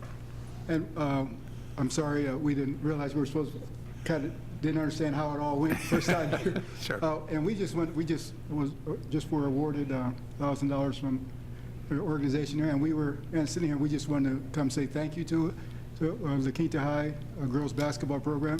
We've got the girls going out and representing, doing different things in the community all the time. And when we found out we got this, and Diane was writing rigorously, and we're emailing back and forth at night and texting, and we told the girls last week they got it, and I said, we for sure wanted to come up here and thank you. And I know they're good, they're excited, but they said, make sure you go. I said, oh no, we're going to go. And I used to be a resident of La Quinta, and I enjoy my time at La Quinta High School. And thanks. I live in Inyo, but I've always loved La Quinta High School, and I had an opportunity to go back and coach there these last 4 years, and hopefully I'm there for a long time, but we just, we wanted to come say thank you. Good, good. And a good-looking shirt. Thank you. Go Blackhawks. Thank you. Absolutely. Okay, and unless there's any other comments or questions, I'll entertain a motion. Well, Mr. Mayor, I'll make a motion to accept the committee recommendations as stated. Second. Moved and second. Please vote. Motion passes.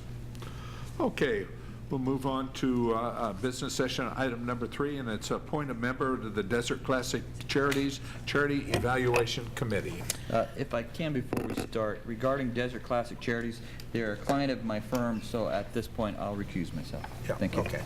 And I wanted to make a correction. I believe Terry Henderson was our appointee in 2013. They asked me to serve another year as another volunteer of the board, but she was the one that we appointed on council, just to correct the staff report. Are they going to continue that? Are they going to ask for 2 people from the city? I don't know. You have no idea. Okay, so we'll just deal with one as an appointee from the city. So if we went in rotation, which I think is good, then I believe you're up, Don. I agree. Yeah, no, you've gone through it? Yes, Yeah, ma'am. that's right. You I've have gone to- through it, Yeah. and Lee's got to recuse, so. Sure. So I move we appoint Don Adolph to be our member to the Desert Classic Charities Evaluation Committee. All right, there's been a motion and a second. Please vote. Motion passes. Okay, thank you. I'll attempt to do it again. They're making you visit 10 sites now, just so you Yeah. know. No, I'm kidding. Thanks a lot. And we've expanded the reporting requirements. It's a PowerPoint Hey, projector please, presentation. I may be back off of this. Okay, we'll move on to the next item, the last one, and that's approved permit tracking software system agreement with the CRW Systems, Inc. Staff report? Good evening, Mayor and Council. Over the last few months, our city team here has been working to implement new software systems from finance and HR software, new website, as well as installation of City Hall Wi-Fi. Today's focus is on the permitting side of our operation and permit tracking software in particular. Before going into where we're going, it's important to understand where we're moving away from. So right now, as it stands, as a permit application enters our system, there's about 4 or 5 different reviewing parties, from planning to building inspection, fire inspection, or whatnot, that have to complete their independent reviews of an application. So with a system like that, one person, before we issue the permit, one person can't complete their task until the other one's completed, and it requires extensive communication and coordination. In our team recognizing that, we set forth some key items that we're striving for. We identified improving and revamping our business operations. It's important to have a quicker and more efficient permitting process. We want to make our permitting process predictable so that there's accountability, as well as people know the certain types of steps in place needed to get their permit. At the same time, too, we are looking to have this improve our internal operations and streamline our communication. So as we move towards that, we also ask the development community, how can we improve and how can we be better? So for them, time is money. And so the quicker they can move through our entitlement process, the quicker they can go out and build. At the same time, they also want an easy and predictable process and have the ability to track their project at any given step along the way. And at the same time, what's important for them, for the development community, is to have seamless interdepartmental communication, so that as they're communicating with staff, they don't have to go through multiple channels to get information, as well as not receive conflicting information. Now, I'm happy to say that these items outlined through the new permit tracking software will be able to accommodate them, plus a whole lot more. So in using technology to do more with less, it becomes ever so more important, because what we're seeing right now is increased development activity. So on this chart here, the amount of permits that we've issued this calendar year so far already outpaces those we've issued in the prior 2 years. For public work plan sheets, which are sheets relating to anything development related, we are set to almost double what we issued and approved last year. So in doing more with less, our current process is one that's manual, paper intensive. As we move away from this, we will be utilizing the latest and greatest available from technology. So when a permit application enters our system, our reviewing parties are able to go in there, do their thing, and then they're out of the system. That information is going to have a connection with GIS, and so we'll be able to map certain activity within the city. Applicants will be able to log in or call in and get a real-time status of their project and know exactly where it's at. We're going to use this software to enhance our code enforcement operation so that on a real-time basis, code enforcement officers can receive their daily assignments using a device and the app, and they can also input their information from the field versus coming back into the office and inputting the system. The app also offers driving directions for someone who can get to point A to point B. We're also, through the software, the software allows us to accept digital plans. So we're pretty familiar with the large blueprints of plans. Applicants will be able to upload directly to our system those plans or scan them into our system here in City Hall. And then we're also making sure that it interfaces with Go Request and Go Enforce so that the general public will not see the internal change of service, and it'll be continuous for them in making their requests. What's CRM, sorry? It's Citizen Response Module. So we'll also have the ability to enhance our reporting. We'll be able to produce more accurate reports and use those reports to look at where to make our operation more efficient. And then a key piece to our reports is that we'll be able to establish metrics going forward. So as an example, it's our goal for the planning department to increase the number of over-the-counter permits or be able to guarantee that a permit can be issued within a specified time frame. So as we utilize this software and more technology, it's going to free up staff from the manual processes so that they can be placing their time on more higher valued items.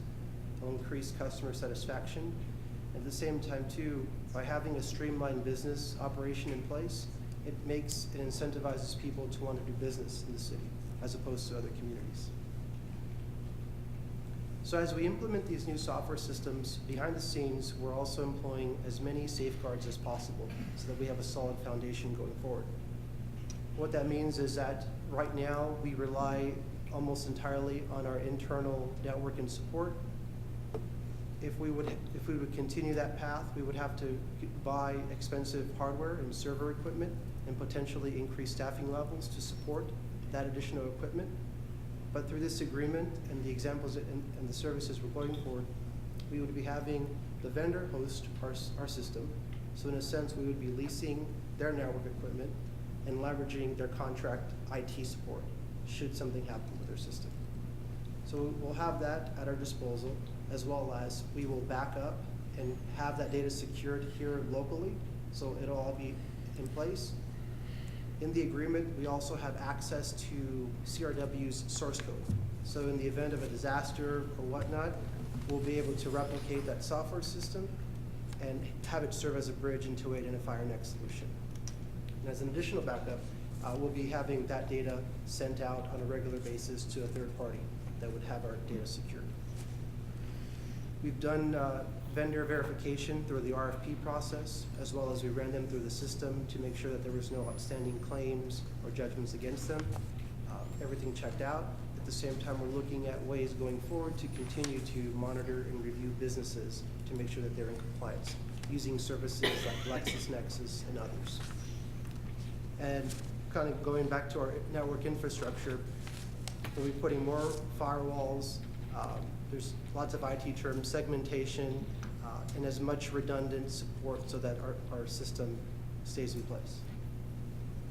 On the cost side of items, we know that there's about $850,000 set aside in the current year budget for IT investments.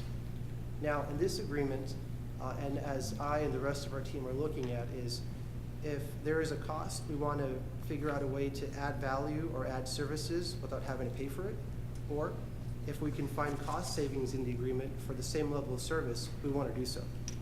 So as a part of the contract negotiations, we were able to achieve both in this scenario, as we're doing in other scenarios. So here what you see at the top is the costs before negotiations, and here at the bottom are the costs of this agreement before you after negotiations, which is well under our internal project estimate that we set out earlier this fiscal year. Another key thing in terms of costs is that the way we set up the agreement is that it's fully loaded, so everything that this company offers, we'll have access to. But we'll also be able to opt out of modules or services that we deem as a part of implementation that we don't need, and then our costs will go down, both our annual maintenance and the one-time cost. Also, if we will only be paying for the service that's been done. So if a job is supposed to take 100 hours and it only takes 50, we'll only pay for 50 hours of work. But if it goes above 100 hours for that project, we won't pay additional amount. So in going forward, the annual costs, having a fixed amount of time allows us to avoid annual cost increases that are typical with software vendors, as well as prevent us from seeing their own company price adjustments going forward. And right now, that's where CRW is heading, because they're becoming one of the industry leaders in this field. So in addition to paying for the licensing costs, which we pay on everything from Microsoft Word to this product, we'll have access to all the future releases, product releases and upgrades, customer service, on-site assistance, and their training services. At the same time, too, that cost allows us to continue to use their network and leverage their IT resources. So as I close out my presentation, I want to just briefly recognize some of our process action team members who've been hard at work in improving and revamping our business operations, and on this project in particular. Those that are here, I'm going to ask you just to raise your hand briefly. So it's Les Johnson, our Community Development Director, Tim Jonason, Public Works Director, Greg Butler, Building Official, Emergency Services Manager, David Sawyer, Planning Manager, Ed Wimmer, Principal Engineer, Jay Wu, Associate Planner, Bert Hanada, Plans Examiner, Monica Radiva, Secretary, Angelica Zarco, Permit Technician, Cindy Henson, Henson Consulting Group, and Cindy Abbott and Patrick Griffin with Next Level. So all these folks represent the people who have skin in the game, as well as they're from different levels of the organizations and from various departments who have a vested stake in the success of the software. So with that said, I'm happy to answer any questions. And we have members of the different departments here should you have additional questions. Good. Thank you very much. Questions of staff? Yes, sir, I do. Lee? Thank you. Within this contract, we've got an investment, not including our own hardware, whatnot, over almost $330,000. And this $330,000 is a substantial investment in CRW. And within the agreement, it talks about if we terminate this agreement, we lose all the software. So we're putting a lot of eggs in that one basket. So how strong are they as a company, and how long have they been around? They've been around for 20 years. They're solely focused on permitting software. And in fact, a small tidbit is that when they first got started about 20 years ago, the city of La Quinta was one of their first clients at that time. So we did check them out. They have performed as well. While we are making this investment in CRW, the key piece is that we have access to their source code. And so should something fail or we terminate the agreement, we would still be able to replicate that software system and continue our business operations going forward. Okay. And just the only other thing I had is, your project milestone and payment schedule. I think that was a great job. I really appreciate what you guys did with this to really have it dialed in on what's going to be done and when it's going to be done and who's responsible for it. So otherwise, I'm all for it. Thank you. Okay, good. Other questions? Linda? Since they're solely government, what other cities are using this technology, and did we visit, talk to, call, evaluate, pros, cons, et cetera? Yes, we did do, so all of the vendors, we had 5 proposals, and then there was narrowed down to 2, the two top based on the RFP by the team. They have several California-based clients as well as clients nationally. So during the reference check process, they had great reviews as well as, so we asked the questions that generate, kind of the positive interactions with them, but at the same time, that generated the area that allows us to be more critical and engaged. So we took that feedback into our whole process so that we can learn from those experiences and then adjust our agreement to hopefully alleviate the concerns that other cities have. So you did utilize the feedback to part of the negotiation? Absolutely. Okay. In addition to the lowering the price, so again, good job on that part. I don't have any other questions. We're ready to implement and get it done. Yeah, I have a question. The negotiations, as you had up here, were terrific. What was the major incentive to go from that substantially high figure down to where we got it? Was there some component in there or some additional staff time that would be added and taken away from them, or what caused all that? Right. So the key component and the chief ability to leverage the best position as possible. When they're dealing with many public agencies, it's very typical.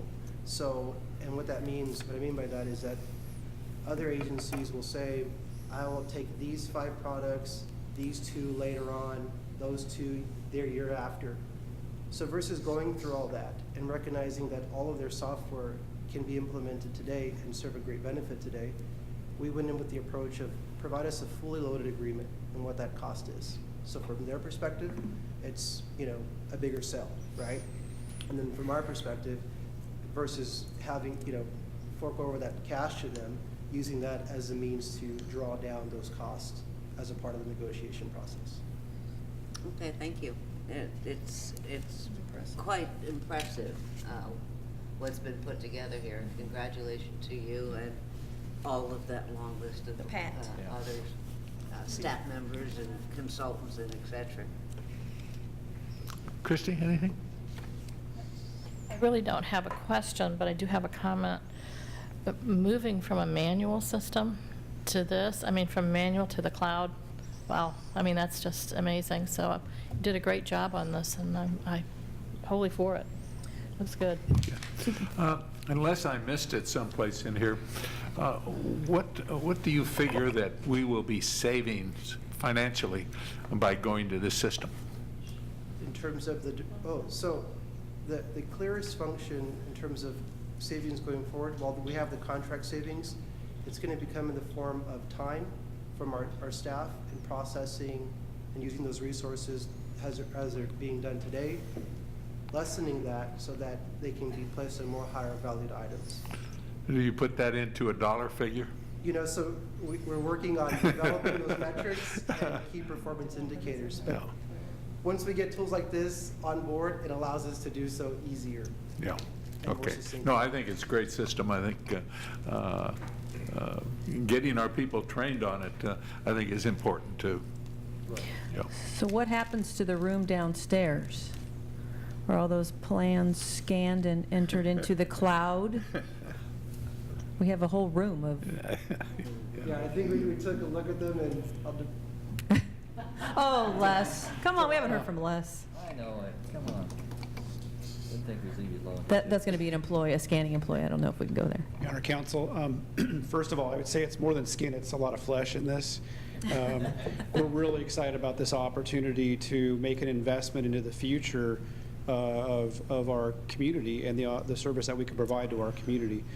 One of those investments that's not included in this package is the ability to scan a lot of archived plans. They are manually archived, but the ability to scan that electronically is a separate item that we are investigating. It's going to take an extended period of time. As some of you have seen downstairs, we have a significant number of plans that do need to get electronically archived. What we're most excited about is the fact that going forward, near term, we'll be able to eliminate having to bring those plans in. Granted, it's going to take a long time. This is a new system. We met with the BIA yesterday, just as an example. They were overwhelmed with our efforts. They said we're the first one in the Coachella Valley to take this on, and one of only a few in the entire county of Riverside to take this effort on. So they were very excited and very supportive of our steps, the advancement we're making. But the ability to go to an electronic system to communicate internally and externally in that fashion, I think is a paramount step that we need to take. And it's going to be an exciting adventure as we implement this and get it up and running. Good. Thank you very much. Unless there's any other questions, I'll entertain a motion. I move approval of the permit tracking software system agreement with CRW Systems Incorporated. Second. Been moved and second. Please vote. Motion passes. Okay, that concludes that session, so which is the business session. So we'll move on to reports and informational items. Linda, you want to start us off? Sure. Let's see. I do want to note that the Chamber of Commerce exchanges with Terry Henderson, so I won't be reporting on that. The CVAG Conservation and Energy Environmental actually meets Thursday. The Convention Visitors Bureau, we are back from summer session, and I guess the most significant thing that we've taken vote and approved is a change in the retirement plan for the employees and directors of the CVB, and it relates to retirement health benefits and the equivalent of the 401k type savings, and it'll produce a large savings for us because right now we're pulling out of general fund to help fund some of that. So that will eliminate that component and just increase the overall bottom line. And also, I would like to report on the homelessness committee that while Lee was up at League in Sacramento, I attended on his behalf as alternate. And I guess the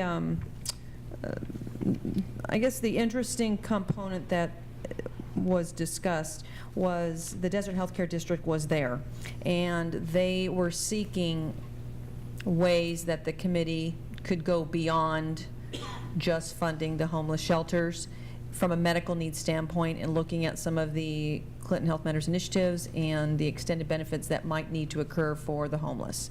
And that got into discussions of anything from some of the deficits in the mental health services in this county to even when patients are discharged from the hospitals valley-wide and they're in that borderline of they're ready to go home and not medically able to stay in a hospital, yet they still need some type of care, and what type of staffing do these homeless shelters have that are a little bit medically inclined that can help them ensure dressing changes, medications, antibiotics, things like that on a continuum.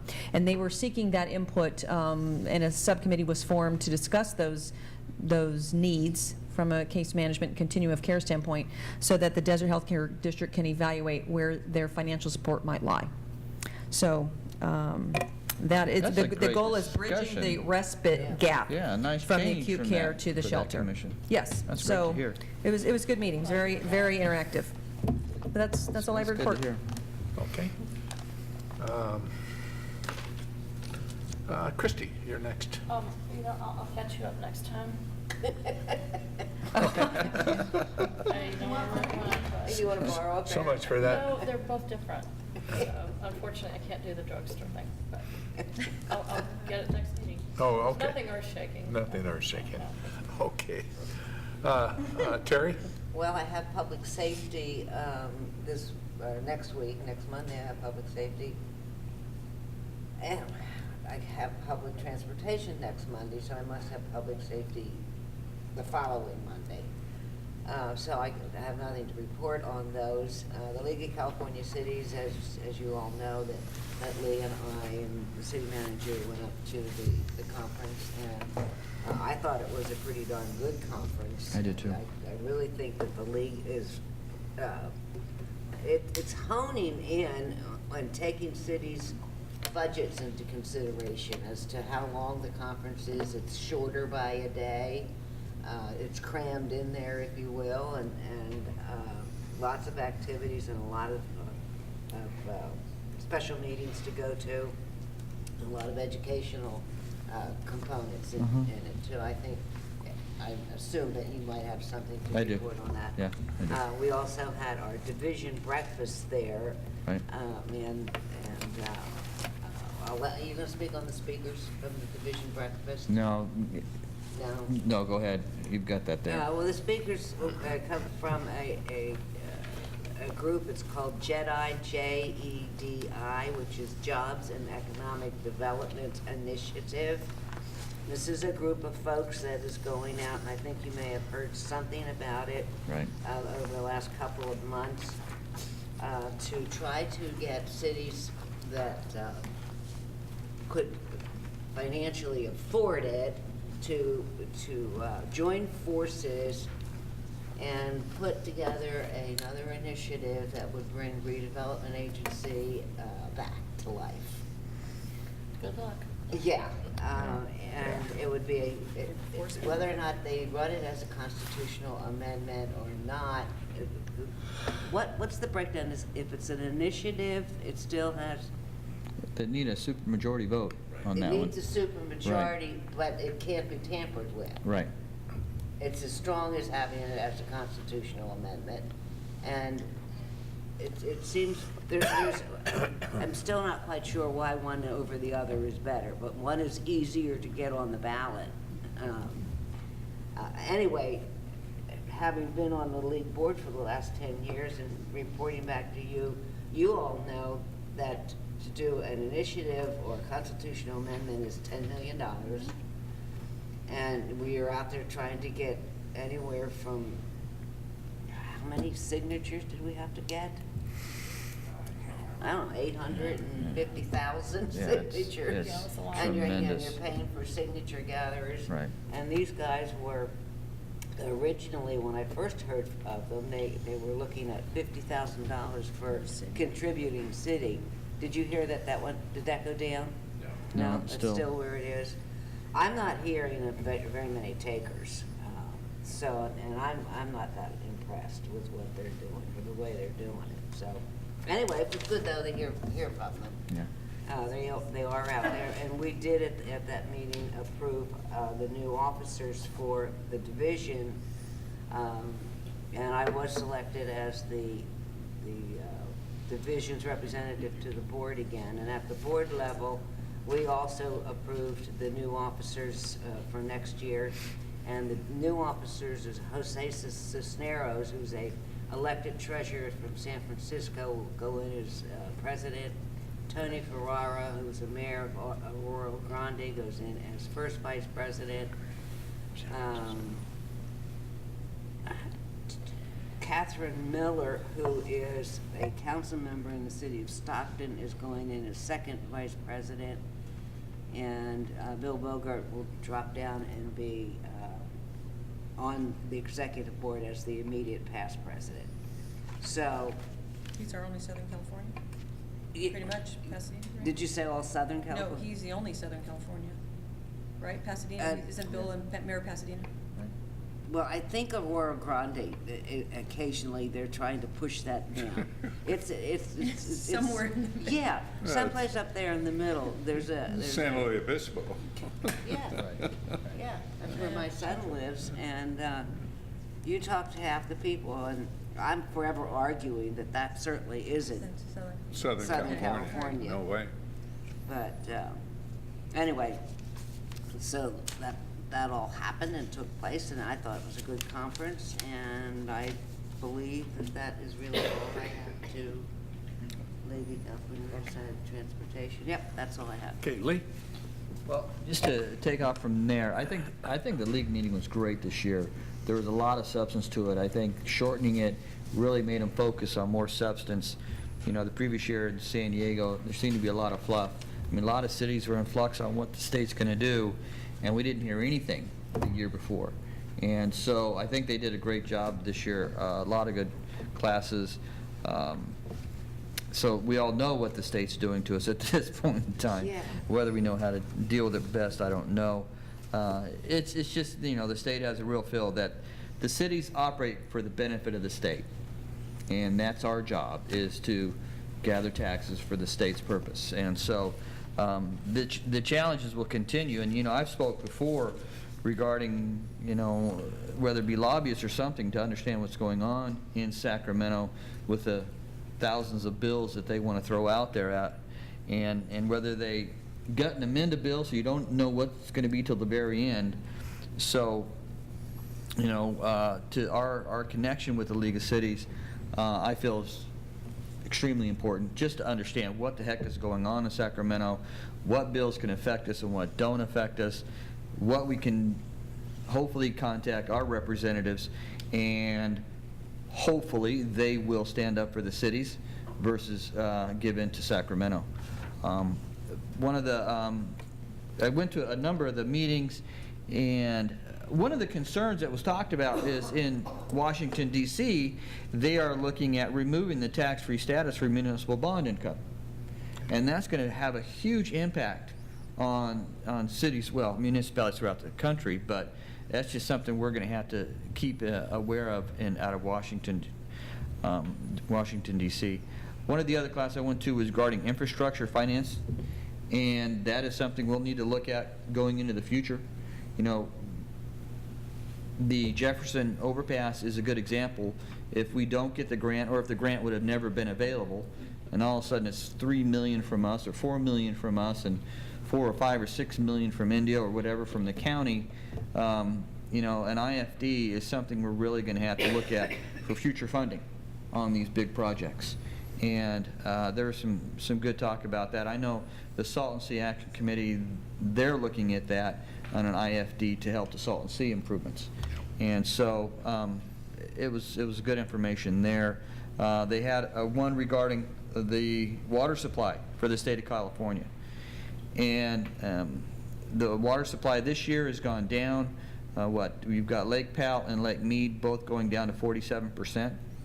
And so if we're sitting here next year and the water continues to decline from the Colorado, the federal government may come in and be the water master and control everything. So then that brings the discussion regarding the Delta and water coming down from the Delta. So even though Northern California is putting most of that water into the ocean, they are so fearful that Southern California is going to steal their water that they don't care what's going into the ocean, and they don't care what the position is down here in Southern California. So there's a lot of discussions and work going on. You know, they're looking to say, look, Northern California, we will guarantee you get what you need, whatever that number may be in acre-feet of water, but we've got to bring it back down here. There's talk about the big tunnels or the big pipeline to bring water down here to make it safer from an earthquake standpoint. But again, Northern California saying, look, those lines are so big you can drive a bus through it and you could empty Lake Shasta in 3 days. So it's such a fear issue in Northern California that it's going to take a lot of time to really understand, for them to feel comfortable to say, look, you keep what you need. And that's the first thing. So water is obviously a big issue for the whole state, the storage and the conveyance systems that we've got. There's talking about some of the reservoirs may go dry over the next year or two, so that is a whole problem in itself. But that was a tough one. We talked about, went to another one regarding partnership with our school district. We have a great partnership with our school district. It's really nice to see what we do with back and forth. I look forward to continuing our meetings with them going into the future. And whether it's public safety issues with the school districts, or the sports park with the school districts, or just touting, you know, La Quinta High School is the best #1, you know, high school in Riverside County. I mean, we've got a great partnership there, and it helps our city and the property values as well. The last one I went to was probably the most discouraging, regarding the property management plans. You know, that's the next thing we're going to go into. And that is going to be the next big legal challenge that the communities have throughout the state. We've had over 150 lawsuits against the DOF regarding the clawback. Well, once those, it's now going to be Lord knows how many lawsuits regarding the property management plans. They've only approved 7 throughout the state at this point in time, and of those 7, 3 had no property at all.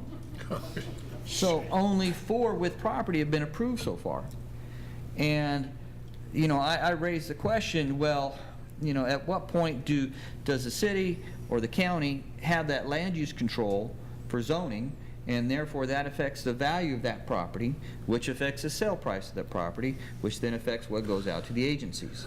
And so if the state refuses to to okay our property management plan because of our land use zoning, what's the alternative? And so could that lead to a backdoor of them, having more influence on our land use planning? So the property management plans, that we'll see where that goes over the next 12 months, but they're all thinking that's going to be the next big group of lawsuits coming through the state. So, but again, it was a good conference. Yeah. And they had a lot of meat to this one. I think they really did a good job. Linda, I want to thank you for going to the homelessness committee for me. They held it at Martha's. Oh, did they? It Great. was perfect. We had Steve up in the morning, and I drove right down the street and was there Good. for the next one, so. IID, I'll have a meeting in 2 weeks, or a few weeks on that. Wednesday next week, I'm doing a tour of with IID on all the big power projects that they've got going. So I'll be able to give you guys a line on where that is at our next council meeting. That's all I have. Thank you, Doc. Good. I had 2 meetings. Sunline, basically, most of it was housekeeping type of thing, but we did approve the contract for our new general manager, Lauren, and she, I think, will do a great job for Sunline. So we're looking forward to that. Frank and I attended CVAG executive meeting last night. 2 things that we should all be aware of is they approved a MOU between Riverside County Transportation Commission and CVAG, whereby RCTC agrees to establish a Coachella Valley Rail Fund and set aside and maintain 10% of Transit Development Act funds to that fund, and agrees to distribute the TBA funds upon administrative direction of the CVAG Executive Committee. And that the one thing we were concerned about is the monies that go to Sunline for transportation, but it won't be effective for 2 years. So for the next 2 years, we need to establish some additional transit areas in that, down in the Thermal Mecca area, as I know is one, and over by Shadow Hills where the high school is, and that is desperately needed, and then also up in Desert Hot Springs, but they'll be worked on in that. The other thing is we approved the agreement with the county for the widening of Fred Waring up by Adams that we have gone through, and that, and so they're moving along. The good news is it's not going to cost the city of La Quinta a dime to have it done, and that I did raise the concern of safety for those homes backing out into the streets when they allow parking on the curbs and that, because a guy coming out is not going to be able to see. And when you're driving down that area, they drive pretty fast. They're going 50, 60 miles an hour and that, and it's going to be a dangerous. And I said, do whatever is necessary to provide the safety for those residents backing out into the street, and that's what they're going to have to do. So. But other than that, everything went well last night, and we got out of there in good time, due to the chair. Anyways, that's all I have, and that. So if there's nothing else, we'll move on to department reports. City manager? None. City attorney? No report. City clerk? No. Okay. Any department heads? Need anything? No. Okay. Tim isn't here, is he? No, I didn't see Tim. Yeah, okay, because I had a question for him. Okay. Is there somebody here that, okay, in the staff report on the update on outreach efforts, on the second page, I'm hoping that I'm just absolutely reading this wrong or that you made a mistake. Staff hopes to get input from property owners on their desired improvements and what they are willing to pay. Options range from $0 to $50 per month. Yeah. Versus per unit? Per month? I haven't been directly involved with that process. We're paying $35 a year. Right. So I'm The trying to equate the $50 per month is basically equating to taking out all existing landscaping and replacing it with new landscaping and putting in new irrigation systems. So part of what we're looking at with people is not only the maintenance, but maintenance and putting in new landscape materials in their parkways. Okay, so once the new system is put in, what would the rate be? It would, some of them would be close to $50 a month because of the amount of material that would need to be installed to replace what's there, plus the maintenance of it. Forever? For a 20-year period. This is like creating HOAs for Correct. Well, I'm just wondering if we're borderline on scaring these folks away from...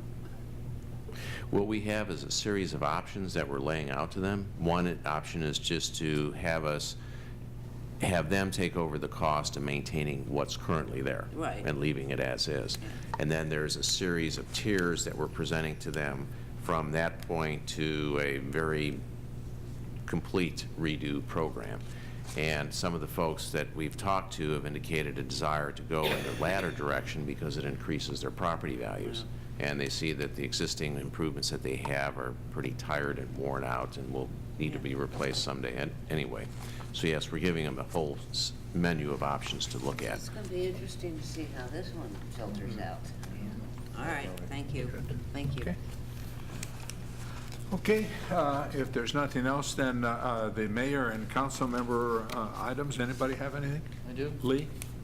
Thank you, Mr. Mayor. Regarding East Valley Economic Development, JPA, there is discussion going around right now with the demise of the enterprise zone and its economic development aspect for the East Valley, more towards obviously Indio, Coachella, and the county.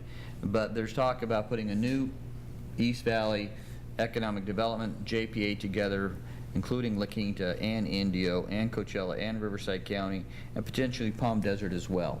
I mean, we've seen the recent CVEP won that grant for East Valley IHUB, but that's a participant, meaning other monies have to come in for that 200. It's a matching. Right, exactly. So there's discussions going on right now. There's no clear idea on which way or how they want to do it. I know there is a meeting on the 10th that I'm going to ask Frank to come with me to.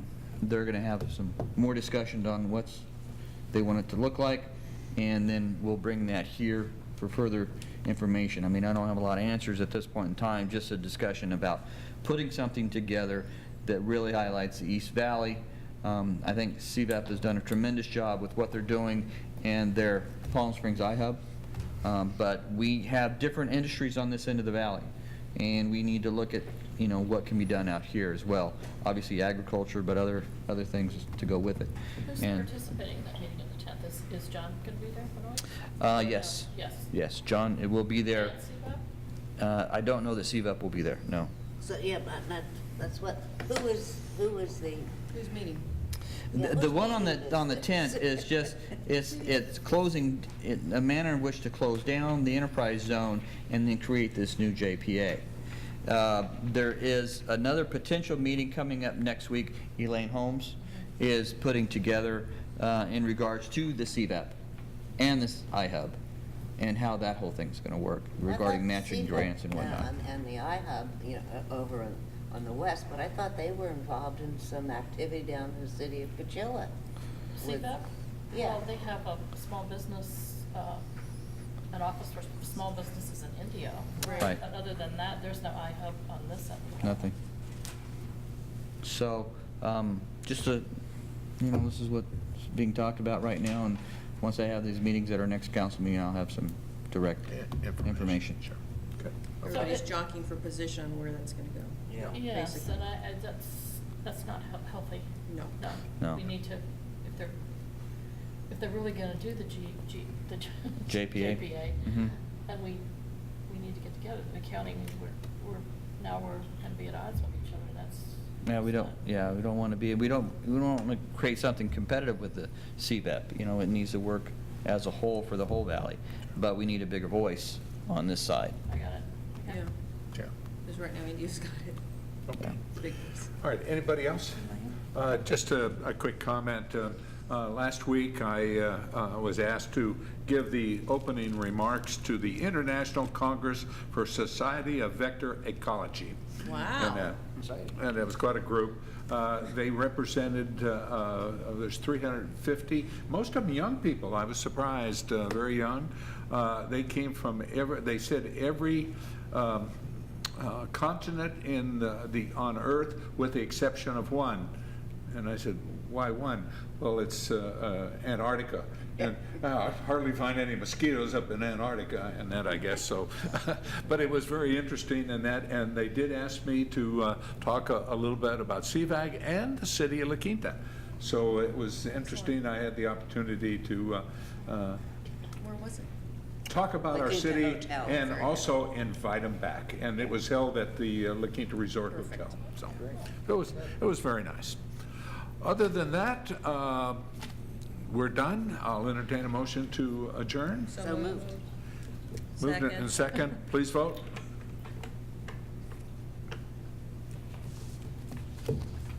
Motion passes. Okay, we'll move on to, let's see, where, it's got to be in here someplace.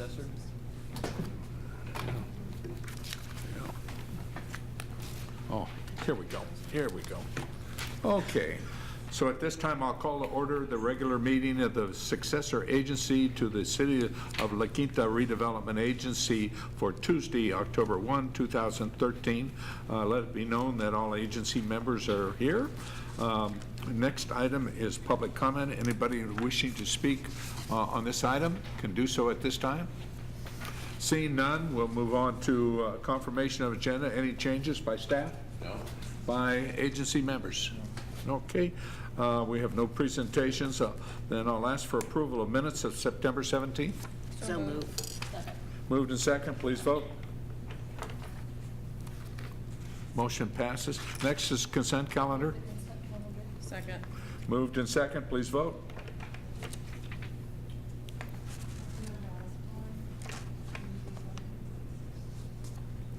Motion passes.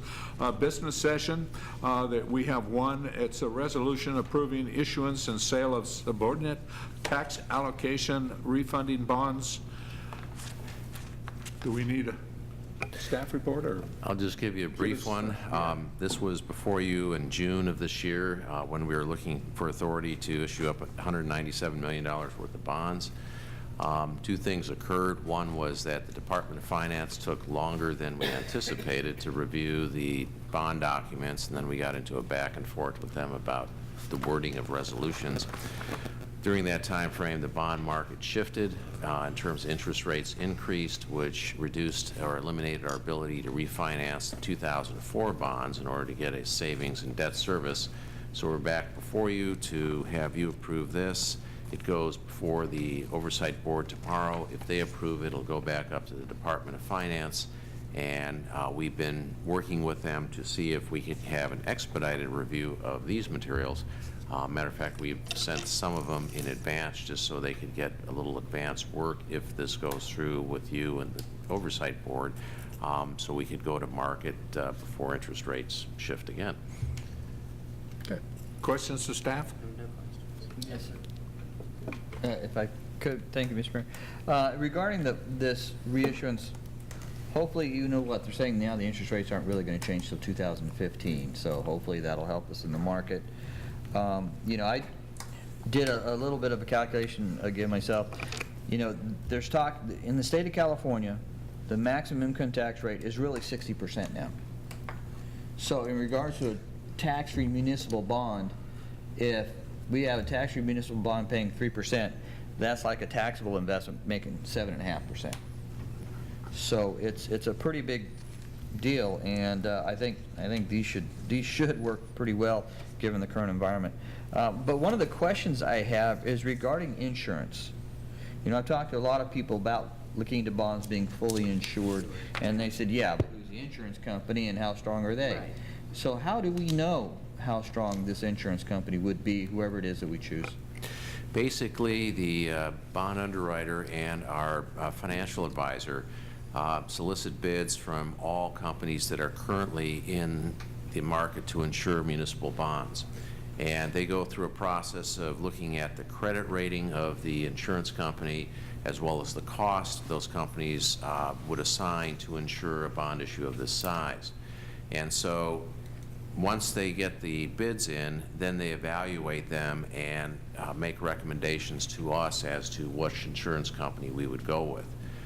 It's in part in the underwriter's best interest to have a strong insurance company, because at the end, they're the ones who buy these bonds and then remarket them to individual investors. So the stronger the insurance company, then the stronger the credit or the bond, and the greater the price they receive on the back end for selling these bonds to the end users. That's all the questions I have. Okay. For now. Okay. There's no other questions? Entertain a motion. I do it, but I can't read it. All right, motion to approve resolution number SA 213-009, a resolution of the successor agency to the La Quinta Redevelopment Agency authorizing the issuance and sale of subordinate tax allocation refunding bonds in 2 series, approving the form of an indenture of trust, first supplemental indenture of trust, official statement, bond purchase contract, continuing disclosure agreement, form of escrow agreement, and related documents, and authorizing certain other actions in connection therewith. Second. Moved and second, please vote. Motion passes. That concludes the successor agency. I'll entertain a motion to adjourn. Second. Moved and second, please vote. Motion passes. Lee? Yes, sir. At this time, I'll call to order the Housing Authority Agenda Special Meeting of October 1st, 2013. Let the record show that all authority members are present. I'll ask for verbal announcement of AB 23, please. Board members of the La Quinta Housing Authority are entitled to receive a $50 stipend as set by Section 34274 of the Health and Safety Code, not to exceed 4 meetings per month, to be paid to the members in attendance at every convened Housing Authority meeting. Thank you. Next item is public comment. If there are any public comment on any item not on the agenda, now is the time. There being none, we have no closed session. Confirmation of agenda. Are there any changes to the agenda by staff or by board members? All right, there'll be none. I'll ask for approval. We don't have the minutes. No consent calendar. We go right to our business session. Item number 1, interview and appointment of residents to fill 2 vacancies on the Housing Commission. Do we have a staff report on that?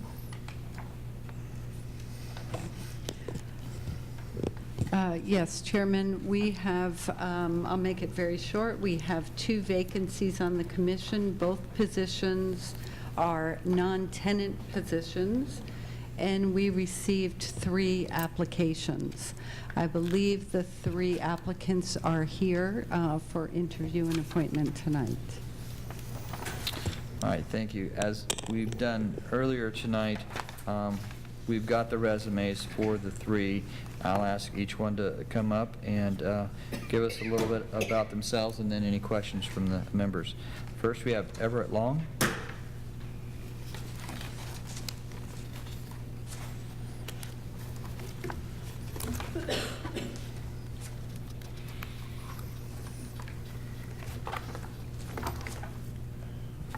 Good evening. My name is Howard Long. Everett is between my mother and the governor. Okay. Thank you. I am a retired school principal, and I think that puts me in an excellent position for this commission. I have a lot of experience with buildings and a lot of experience with people. And I think those are useful, in fact, necessary things if we're talking about places that people live and the problems that they have.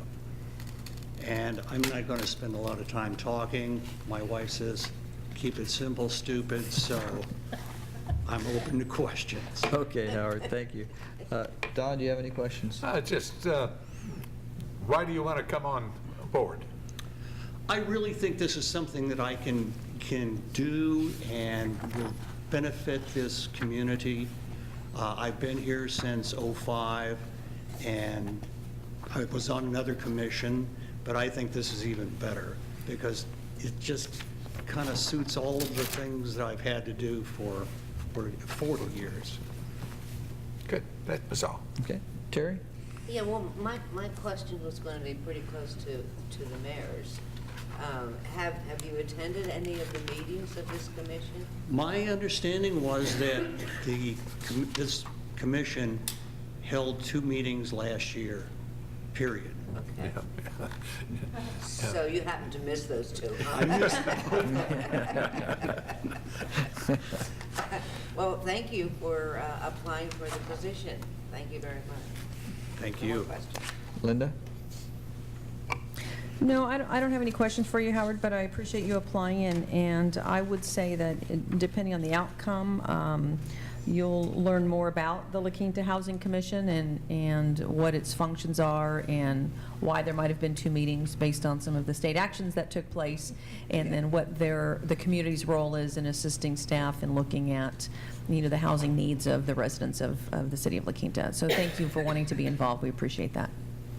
Thank you. Christie?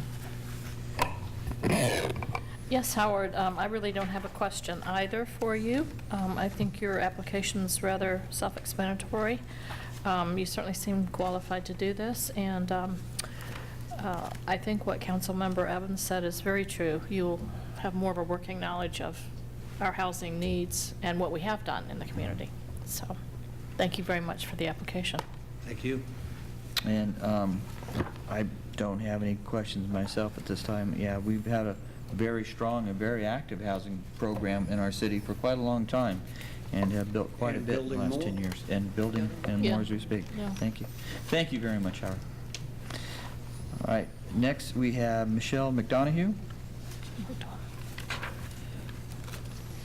Thank you. I feel like a professional interviewer. I think some of you know my background. And I wanted to give you a little backstory. A couple months ago, I served one term, and then I decided not to go for a second term because I wanted to get involved with more of an active commission. So I didn't make it. But with my passion for the city and my involvement, I do want to reapply for the Housing Commission. So I did serve one term. I've been in La Quinta as a resident for 7 years up at the top of the Cove. I'm very active with the community. I attend all the events, and so I'd like to reapply for the Housing Commission. I did attend the 2 meetings we had last year, so even though it wasn't very many, but I'm very involved with Big Sister, Big Brother. I've been a Big Sister for 6 years and very active with the Arthritis Foundation, and I love the city. Thank you. Okay? Terry, any questions? No, thank you. Linda? Thank you. Sure, Michelle, I'm going to put you on the spot. Okay. For Howard and Evelyn's benefit. The purpose of the Housing Commission and the 2 meetings you were involved with, what do you believe are your functions on that commission and the role that you play in assisting staff? Well, last year was tough because with the budget cuts and the state, and it was really tough. Our hands were tied, and we made some decisions, not many. We canceled some meetings, and but we've done a lot in the short period of time. We actually had a couple events I volunteered at for low-income housing, and I know we're in the process of building one right now. So last year was an odd year, I think.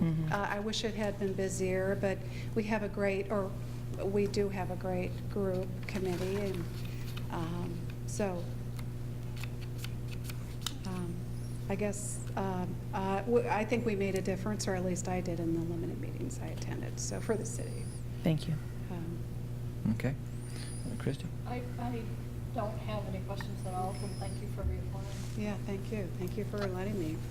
Thank you. I don't have any other questions this time as well. Okay. Thank you. Okay. Thank you, Michelle. Appreciate it. All right. Thank you. Okay, thanks. Thank you. Evelyn? What am I, chopped liver? Don. I couldn't resist, Christie. Yeah. I'm sorry. Don, did you have any questions? No, I just, Don, ask me a tough one. just a comment. I read your background, a wonderful background. You've had a lot of experience. Well, oh, thank you, thank you. I travel the world. I'm in sales and marketing with nutritional and beauty products, so I get to see a lot of cities around the world. And I'm also on 3 national charities, one of those being a charity with John Stamos, which is horrible because I have to stare at him all the time. So, but I think I can add a lot of value. Yeah. So thank you for the Well, compliment. I'm sure you can with Yeah. all this, Oh, that's for thank you. sure. Thanks. Thank you, Michelle. Thank you very Okay, much. okay. All right, we'll try it again. Evelyn, come on up.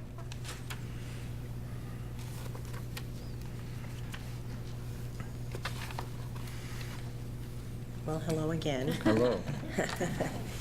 After hearing what they talked about, I think I could do a good job for the community with the Housing Project Commission.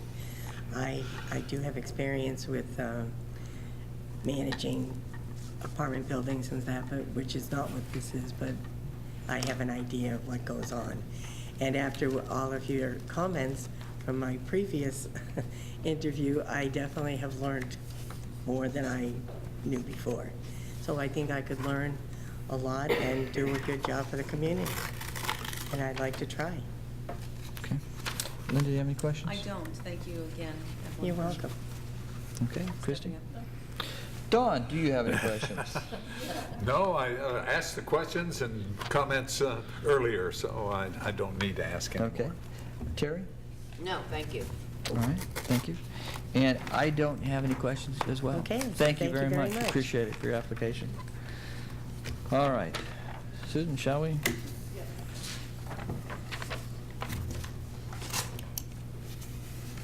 Anderson, right? Yeah, that's the fourth one down. And you get 2. We get 2. Well, I'm turning it in before I do 3. Yeah, I know.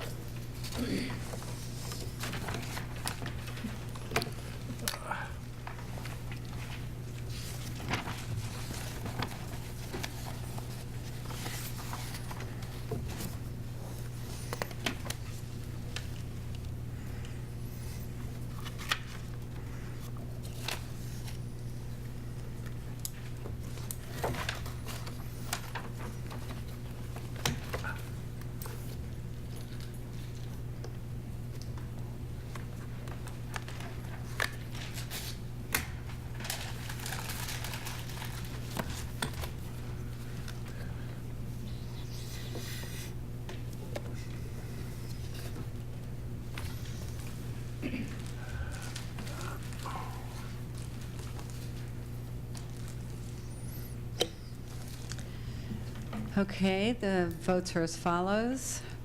Mayor Adolph, Mr. Everett, Ms. Pivnik, oh, I'm sorry, no. Mayor Adolph, Mr. Long, and Ms. Donahoe.